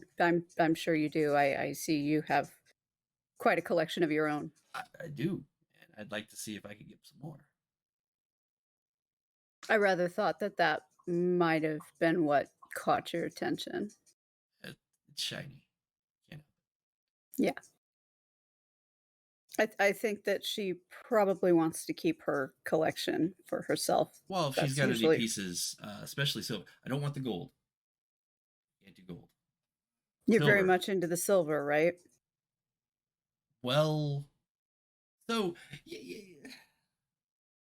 we have a relationship with Helios, right? And Helios doesn't really like. I mean, it's a whole thing, but yeah. All right, so I'm not one to gossip, but you know how the Garu, they hate silver, right? It's because they have this relationship with the moon, right? And it's their weakness. Well, see, us crows, we kind of went the other way. We made a deal with Helios, and so silver's great. Gold, not so good. So you don't mix with the Garu too well. Oh, we love them. They are fantastic. If you ever want something done, and by done I mean dead, you just tell them that there's some worm-ridden creature or person and point, and done. I see. I'll keep that in mind. I mean, they're driven. When you tell Cinder and Khan about the owls riding the attackers in the parks, could you find out if they can contact me with a time to meet up with them? Because I think I'd like to ask them some questions directly and pass on some more information as I collect it. I'm still in the process. All right, yeah, I'll do it again. I know Cinder's not really all that up on technology. I don't think she has a cell phone. I mean, why does she need a cell phone, right? She's got us. But really, the problem is, well, I don't know if it's a problem. I got a cell phone. Why don't they not have? I really have to ask them this because, quite frankly, it gets tiring flying back and forth. I mean, I love the fly, but I mean, the it just takes so much longer. We have the internet at our fingertips. You humans are amazing. I can't believe that you guys made this system. I use it all the time. I get all my information from the internet. I'm pretty fond Carefully of it sourced. myself. That's good to hear. I like it. Anyway, yeah, I can get the message on to Cinder, and I can probably put in a good word for a good cell phone. But maybe Khan's a little paranoid sometimes too about that whole technology thing. Well, they can certainly contact me at I lost the name of the coffee shop. Liquid Haze? Oh, I hear they do good Yes. things. They can contact me at Liquid Haze. Yeah, absolutely. I'm in there a lot. You probably noticed that. At first, I thought it was your home, honestly. It's almost the second home. Okay, wow. I'll pass that along, and look up every once in a while. Maybe wave. It gets lonely up there. I can do that. Hey, that's great. I'm gonna go. Okay, thank you for the information, Vincent. Remember to let Khan know that I need to talk to him because I'm still collecting information. Excellent. And he pops up a bit, dusts off his jacket, and then he just leaps into the air, and then suddenly he's a crow and he's flying away. That's what I thought. This week could not get weirder. Pencil. I almost dropped that one too. Okay. Don't give me sharp objects that I could drop because it's going to happen. All right. Well, so you were able to at least get some messages out to Khan. You could try to physically track him down, but Seattle's big and he gets around. I figure Ney will probably run into him again here before too long anyway. But things seem to be kind of coming to critical mass, so it's probably a good idea to get some information shared soon. So,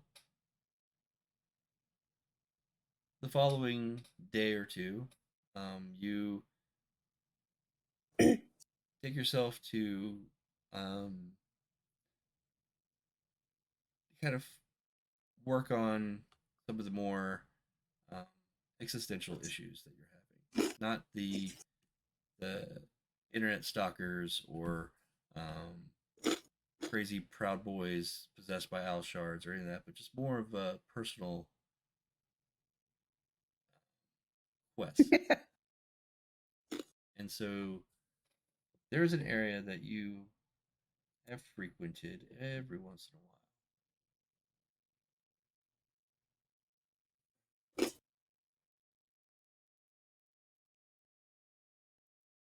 is not ashes. It's a place you don't want to go. Oh, here we go.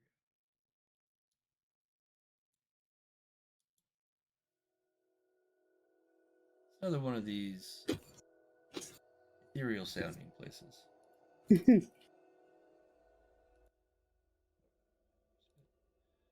Um, and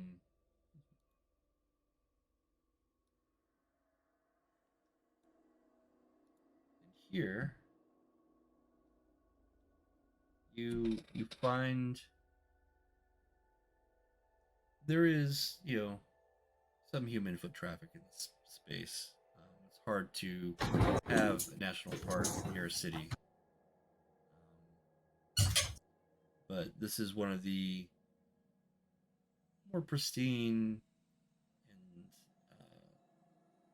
and untouched places east of the Seattle area. And there is a node here that you know of. Okay. Were you so inclined? Other mages do know of this place. It's not a secret.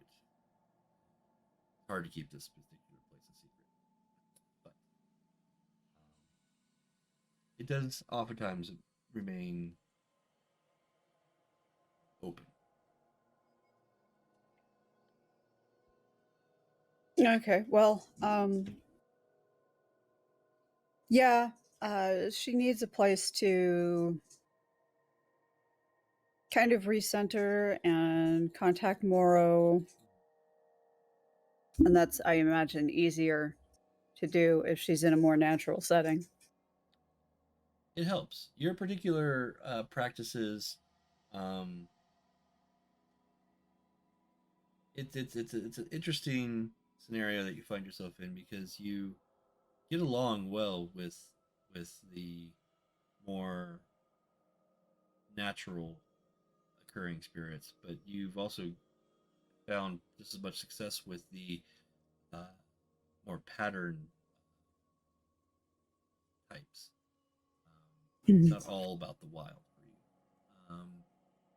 But Morrow is the first entity that you've had a connection with, and she has definitely guided you through some more primal aspects of your paradigm. Mm-hmm. As you said to yourself and find and kind of absorb the space, what are you attempting, and how are you doing this? I really want this pencil. I really want this pencil, but it's stuck. There we go. No. There, got it. Okay, so Nay is focusing on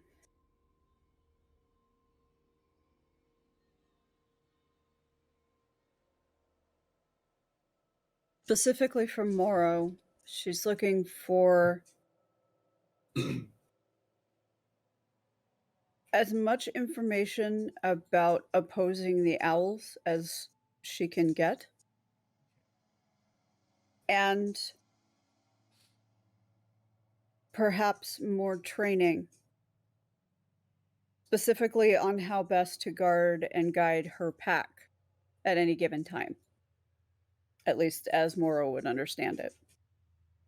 Because Nay is feeling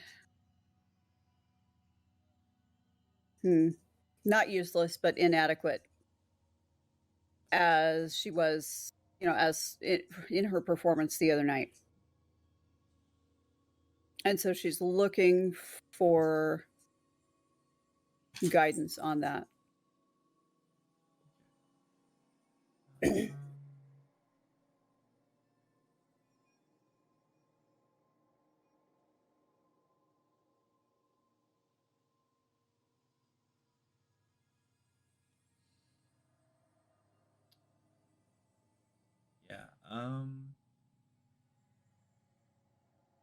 What are you offering as part of your deal here? You're looking because you definitely have a very transactional relationship with Mhm. Spirit. Yeah. Morrow is a little more forgiving because she recognizes your connection is more than just tit for tat, transactions. But it can help in any type of quest like this. So in this particular case, it would be a small sack of cornmeal. It would be what would it probably amount to a couple of packages of beef jerky, but home prepared. And it would be a small sack of tobacco.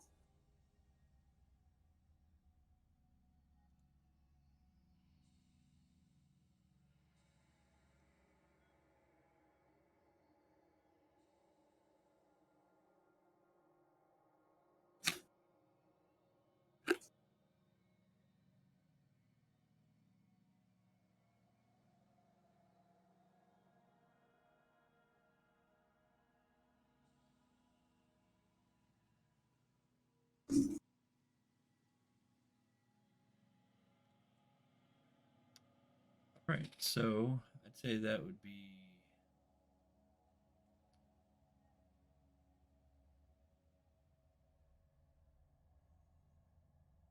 Not sure what type of role that would be.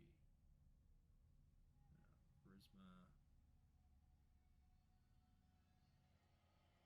Your ultimate goal is to find more information. So yeah, let's go with a combination of charisma and investigation. I love some of your roles because it just gets weird.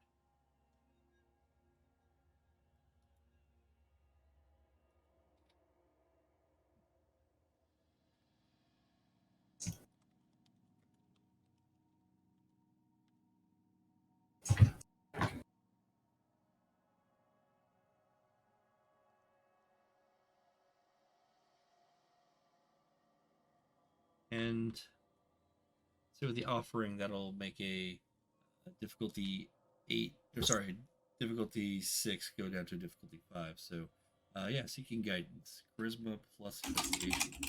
See, pretty decent dice pool. You said down to 4 or 5? Yes, 4. 5. 5. 5.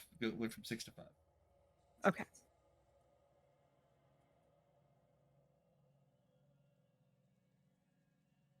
Well, I got dice. Holy crap! And 6 successes. 6 successes. All right. Um.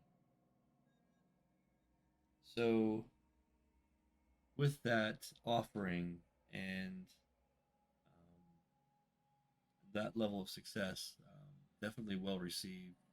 And go ahead and roll your Arete. This time with difficulty. Well, this is some sort of communion. Is this a rote? To This is her? this is her oh good grief. No, this is I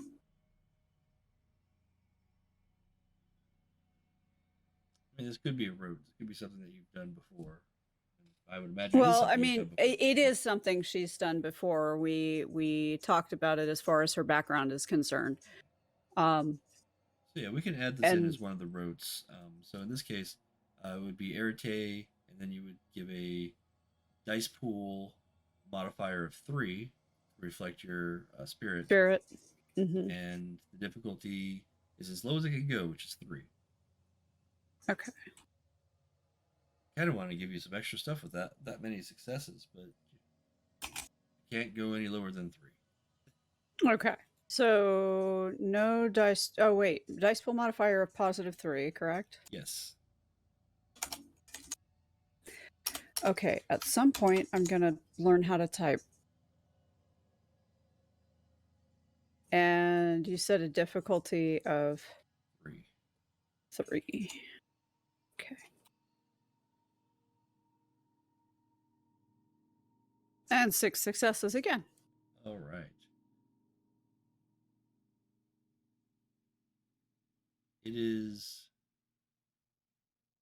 not long where you feel the familiar presence, that dangerous warning presence, but comforting for you. And Maru nudges up against you with her snout, her muzzle. I don't know. It's kind of both, isn't it? I don't know. Mm-hmm. You could go with either word and mean the same thing. I don't know. I just think snout. I think pig, and I'm like, that's not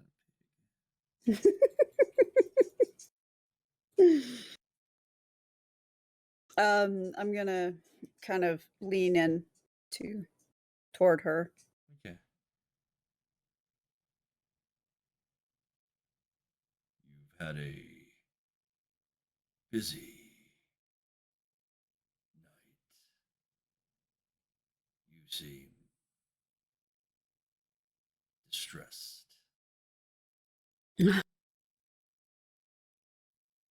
I wasn't strong enough to protect the ones that I needed to protect, and they got hurt. But they live. But one almost didn't, and I wasn't much help keeping her alive.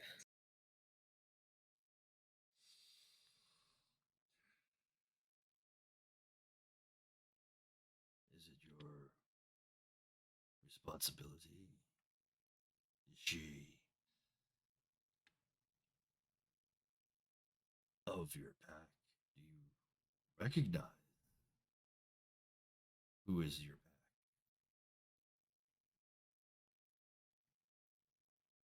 You know, I've been a lone wolf for a long time, but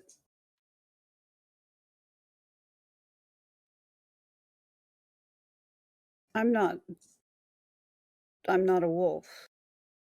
I'm a human being, and we need others as badly as wolves need their packs.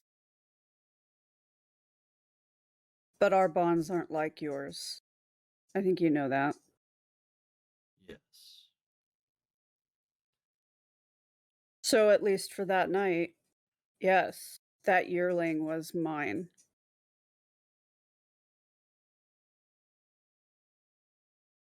And I wasn't good enough. I wasn't enough. And we almost lost a promising yearling. Yes. That would not benefit anyone, or you, or the world. You seek more power to protect and heal. Yeah. Yes. Yes, I do. I'm, for all that I've learned from you, for all that I've learned, it's still not enough.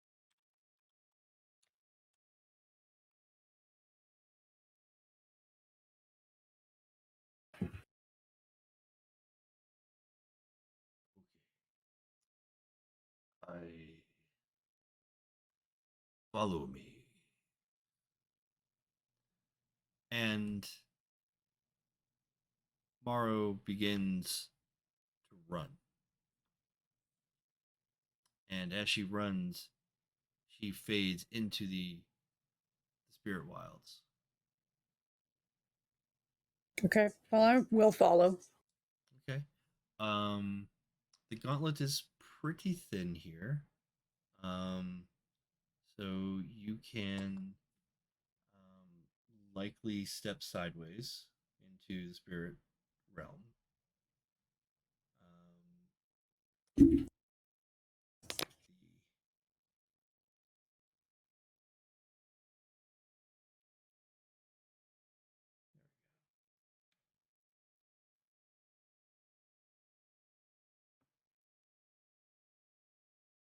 Okay, yeah, you would need to roll your arete against a difficulty 5 and get 2 successes.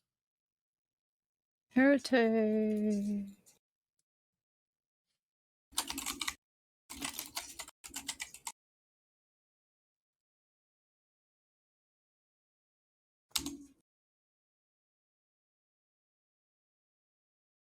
Yeah, I got 1. Okay. You can this isn't one of those things that requires um immediate success. It's something you can build successes on. It just means Okay. this just represents that it's taking more time than Oh, okay. instantaneous. Okay, so we I can do it another again. roll. Yeah. Yeah. If you had failed, you'd have to spend a willpower to keep going, but you didn't.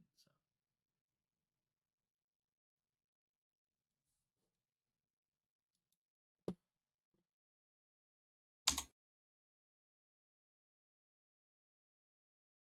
3 successes that time. Even better.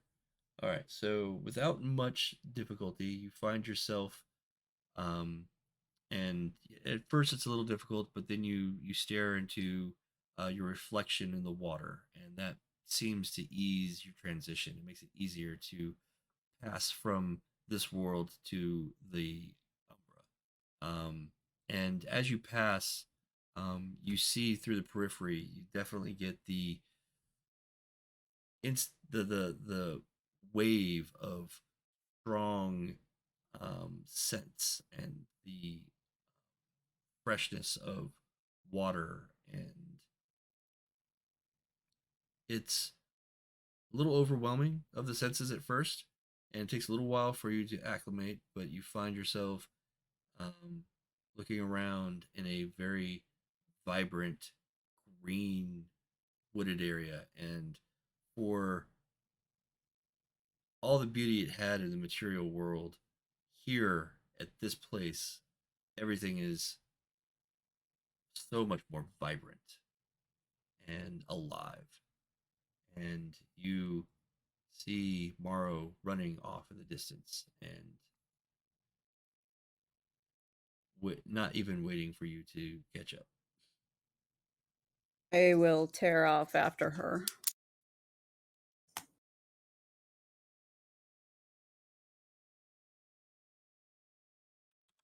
Hold on 1 second.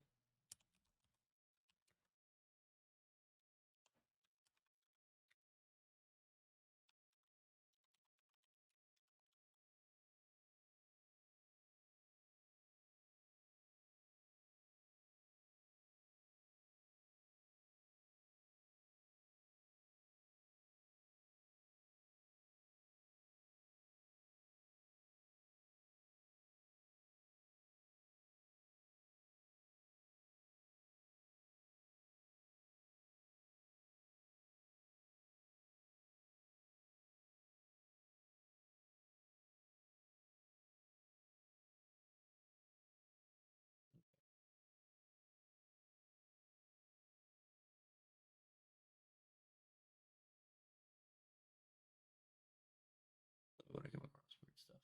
Okay. You follow Morrow on a long stretch running through the woods. It becomes more and more alien and less of the wilderness that you're aware of, that you know of on Earth. But as you continue and go further down or further through the Umbra, there are numerous spirits, all of them that you pass as you and they watch as you go by, and some of them cower in Morrow's wake, and some of them are cowering in your wake as well. You are connecting to the land. You are finding your connection to Morrow as her adopted child. the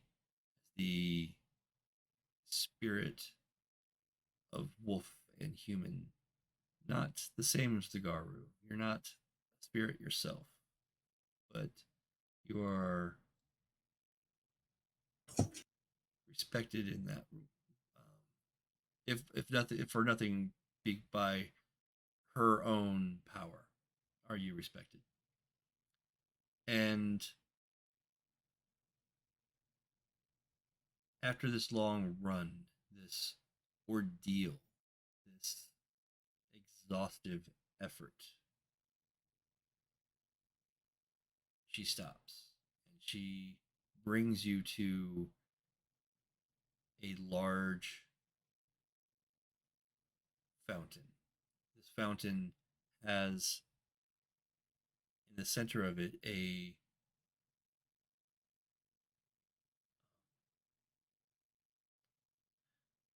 it's a flower that's still budded up, and it is massive. And she looks at you, she looks at the flower, and she says to you, "Here is a wellspring of life. It is not a strength that I have to give. I can take life, I can nurture it.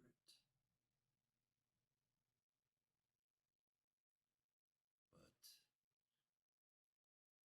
we have never been one to return blood.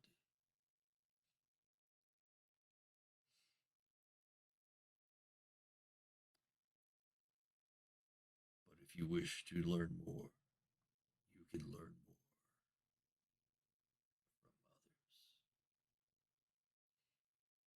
That's what I want. I want to learn more.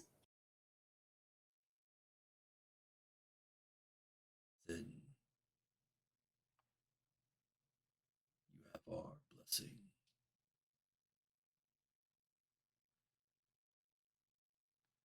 And Morrow then takes a bit of a step back and lays down near and keeps an eye on the various spirits that wander. And there is a path that spirals around the fountain towards the flower. Okay, well, that's obviously why she brought me. So I will start following the path, mindful of both the goal and my surroundings.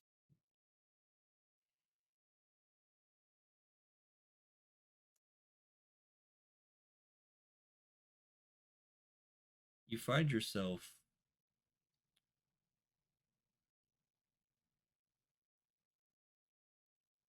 in the at the wall of the flower, and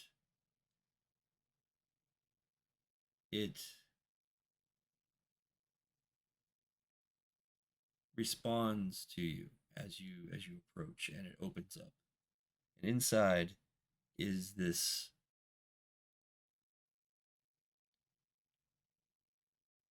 strange alien looking creature.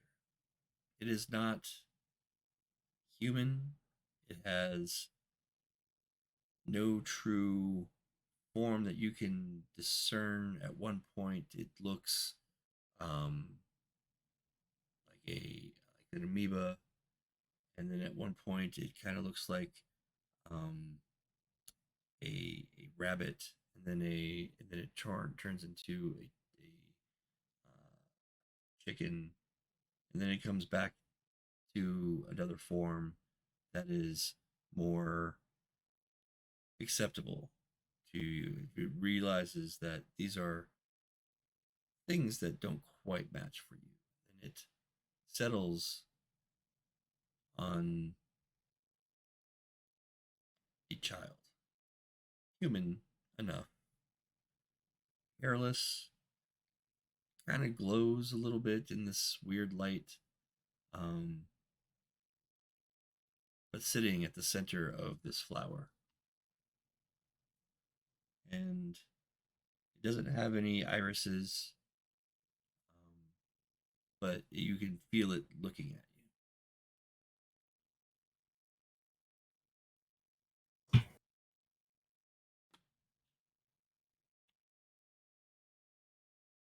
I wish to guard and to heal, and I have come to learn. I ask, will you teach me? Can you make yourself worthy of knowledge?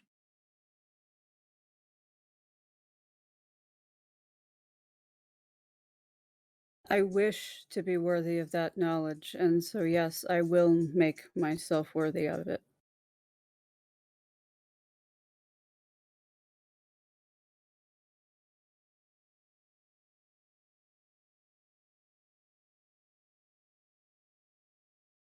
Why do you wish to have this knowledge? Because there are those in my world who cannot protect themselves, who cannot heal themselves, and I wish to be of assistance to them.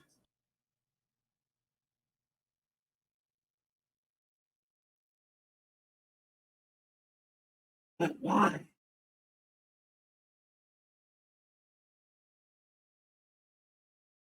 Because it is good to help the pack. It is good for the strength of the pack. And everyone in the pack is needed.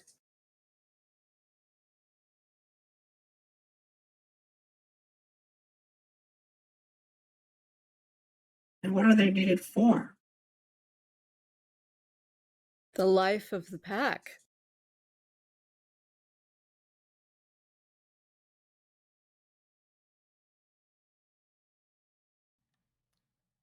This entity considers the answer.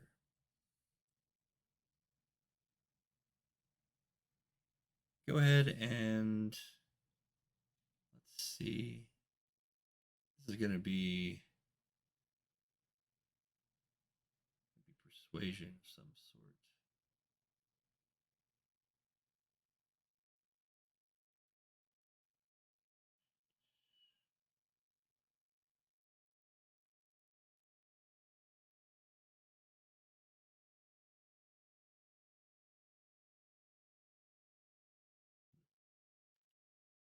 I'll make it charisma.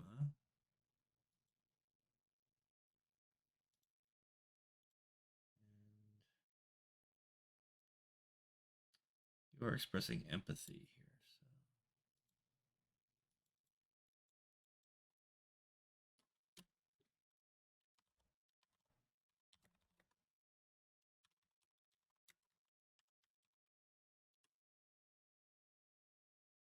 All right, there's a button there called Convince the Flower Child. Okay.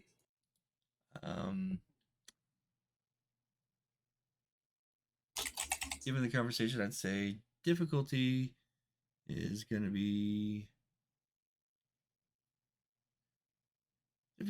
6. Okay.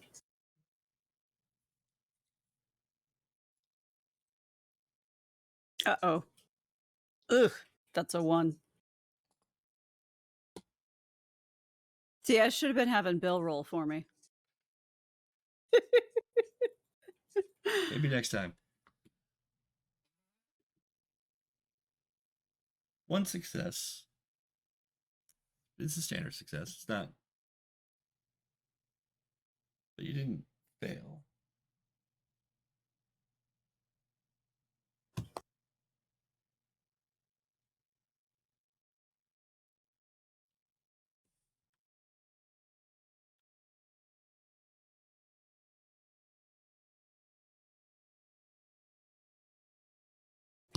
I think maybe you have some more roast to make.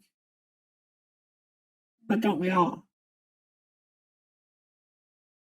I'm willing to try. I think you can do well with the powers that we can gift you. I think that Morrow is a good enough friend of mine that I will give what I can. When you seek aid another, think of me. I will be there. Thank you for that gift. And at this point, you are now officially a mage with 3 life.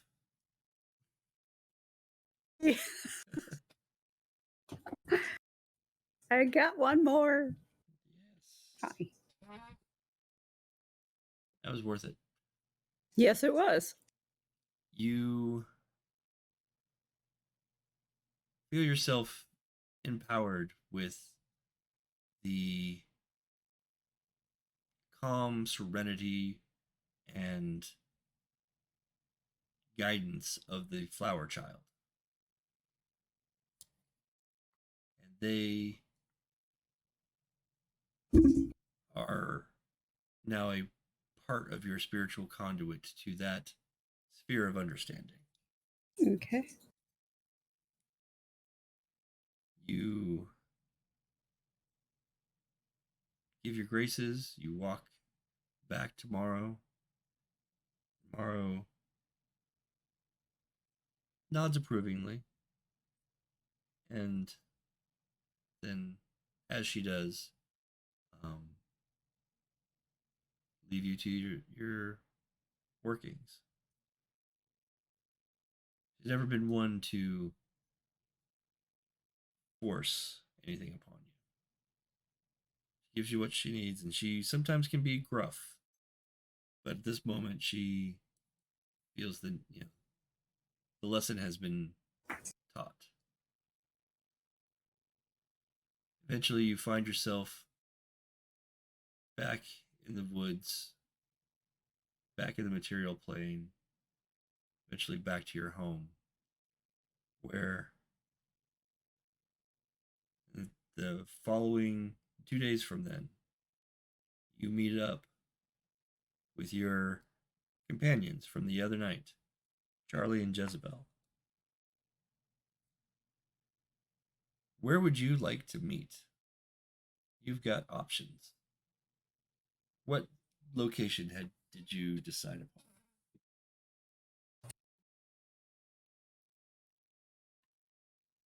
I mean, y'all could come to the farm for dinner. Nay might have opened with the suggestion of the coffee shop because she practically lives there anyway. Yes. So,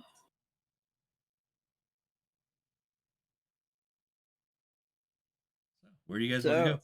Yeah, that's a good question though. I mean, I'm cool with anywhere. Because it would be really nice to see Amnesia again. She's pretty. I love her hair. Yeah, cool. Let's go to the coffee shop. Okay. Alrighty. Easy enough.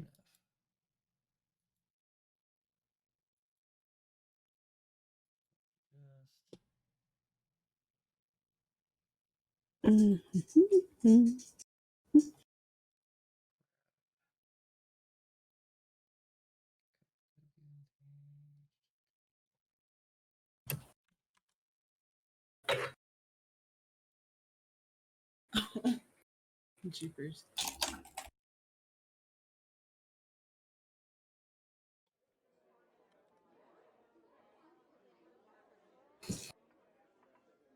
All right. The three of you have come to Liquid Haze. At some point, you've gotten yourself a booth. You've gotten your orders. The barista at Amnesia has given you the drinks that you've wanted. But the conversation is yours.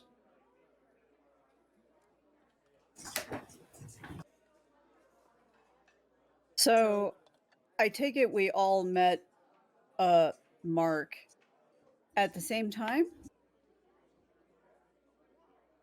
If you're Sure talking seemed that way. the purple suit dude who showed up in my fucking sanctum, then yeah. Totally. Oh, I was here and he just like walked up to me. He just popped out of the fucking woods like a serial killer. I don't know what he's with. He was like at my door at home. Oh my god. Okay, so can we all just agree that this guy was a little creepy? A little is Oh no! Oh, I thought he was so cute. Okay. that's fine. He didn't pop up looking like an axe murderer for you. I mean, it was a little bit odd, him just showing up at my door, but Yeah. Okay, so you it said worked thank on goodness at least for one of victory. us. Hey, 33% ain't terrible. It's okay. No, that's not a terrible percentage there. Okay, well, so what are we thinking about what he had to say? So, I mean, we were already kind of like, helping out Malcolm and his cause in the, in our previous excursion on that, I'll call it that fateful night. I mean that's certainly one way to call it. That crazy night is another one. Yeah. I mean, I think that was almost kind of an accident for most of us. It was just kind of going with the flow. Yeah, well, yeah, it kind of was for me. But it seemed to align with, the ideals that you were already pursuing as well. It certainly was convenient for me. I was supposed to be there before all of that went down. So in my particular case, it put me exactly where I had intended to be.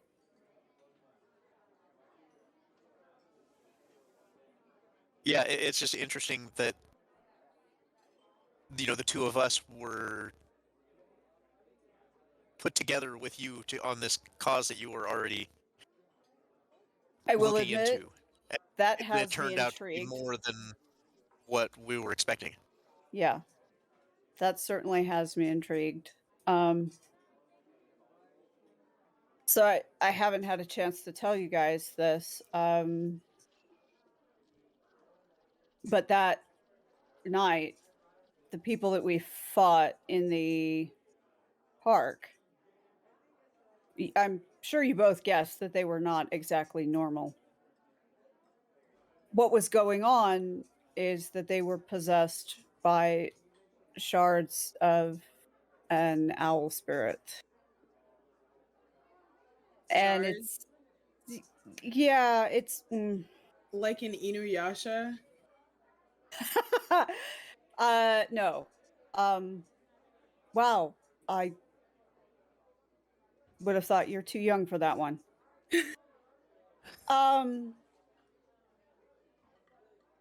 I,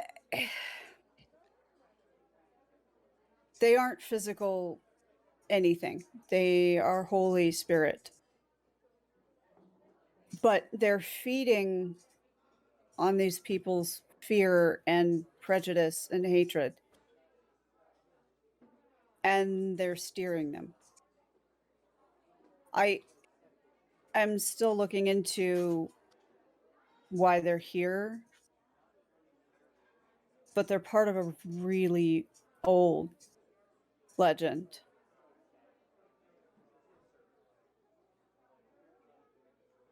And I think we're all familiar with how legends happen. There's at least a grain of truth in most of them. Gotta be. Right. They wouldn't be legend otherwise. Get back to. So, I mean, look, there's obviously a reason why this Mark person appeared to all of us, right? There's a reason why we were in that park. There's a reason why we were in Lakashim. There's a reason that we met at my fucking strawberry stand. There has to be. So, I feel this way. As long as you two have my back, I think we have a meeting to go to. I think it's a lot of coincidences in one day Yeah. that a all of lot. that stuff was connected to all of us. Right, like hello. Yeah, so yeah, I got your back. Yeah. You can definitely count on me.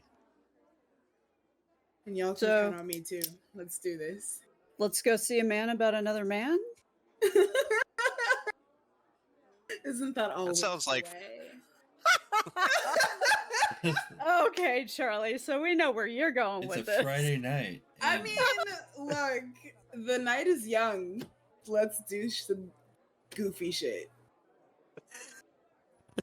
Okay, wait a minute. The last time we said that, it was a real hell of a night. To be fair, we were going in unprepared last time. That I is will give- absolutely true. I will give you that. Now I'm kicking tonight's ass.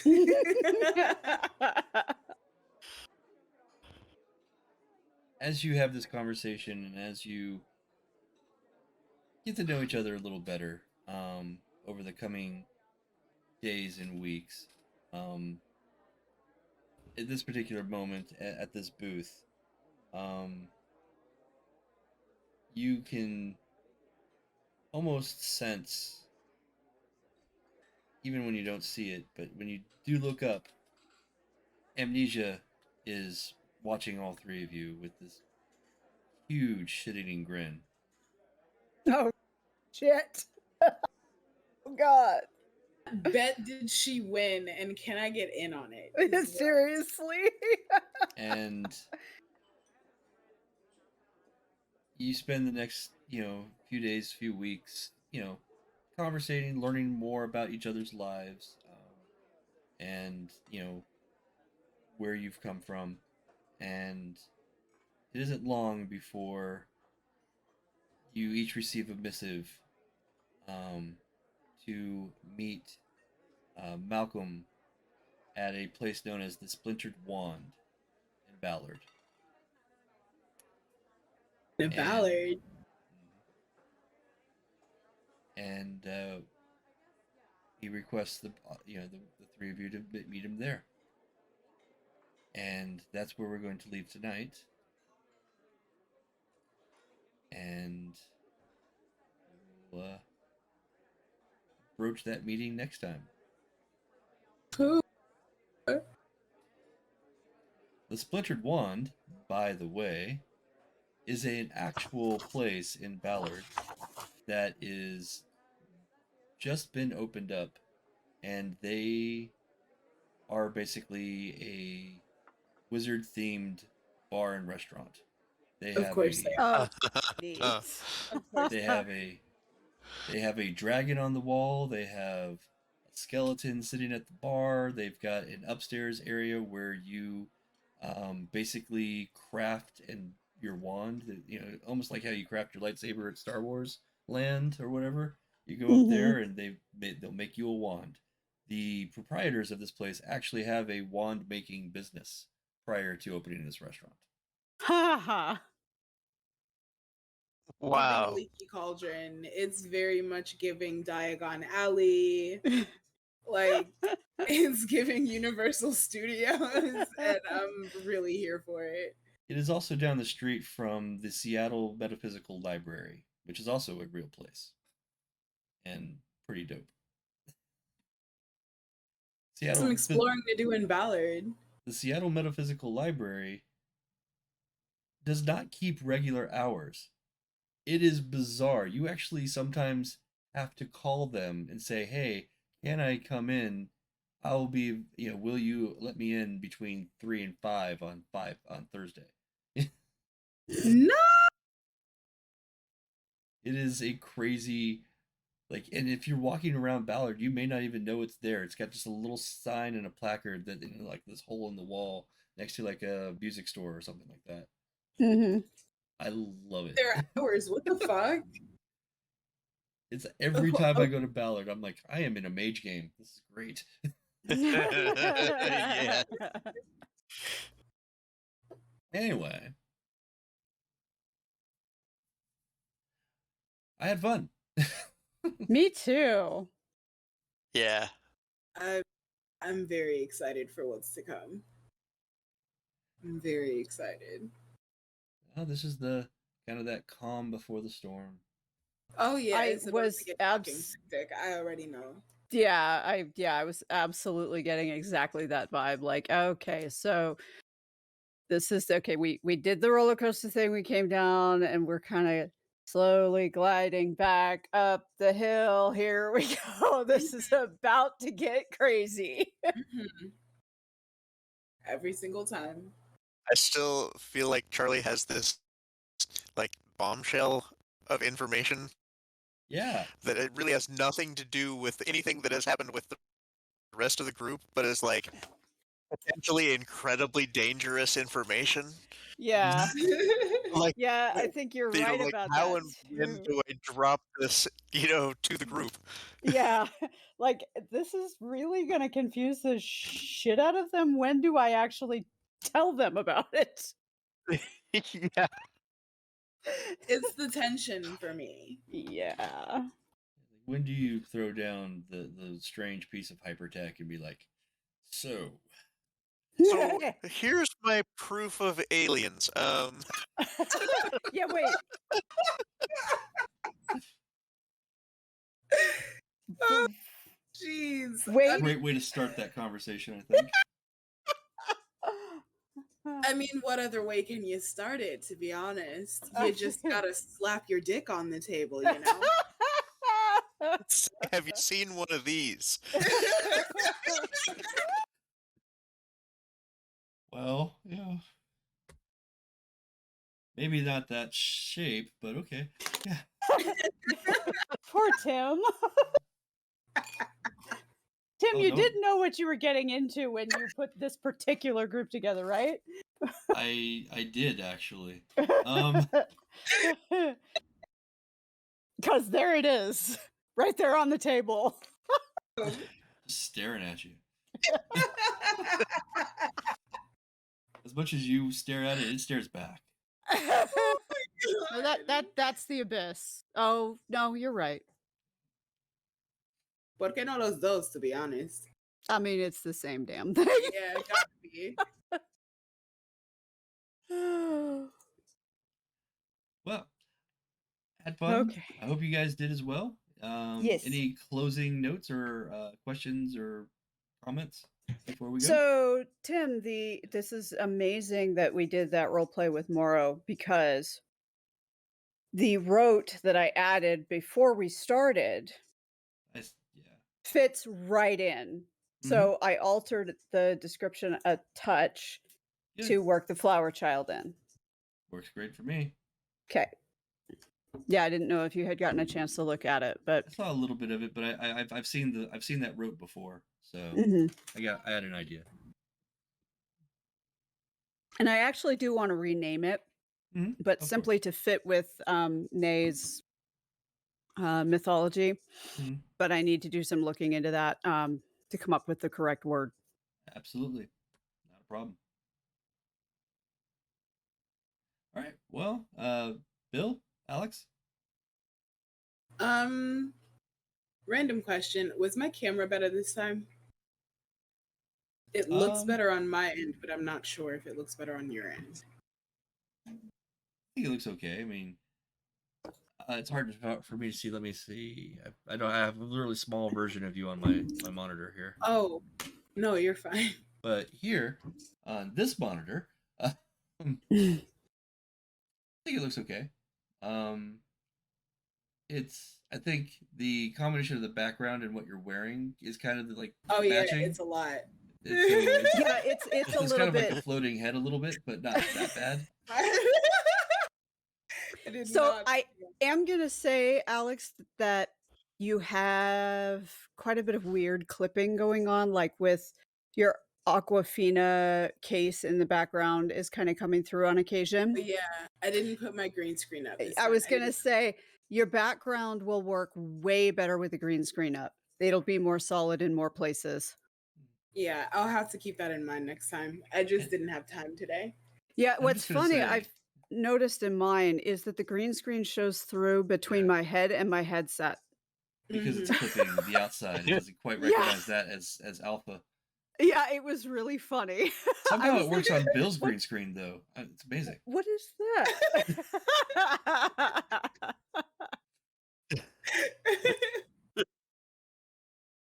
Bill's like, wait, what? It was a slow head roll for me. Yeah. It's a neon green screen.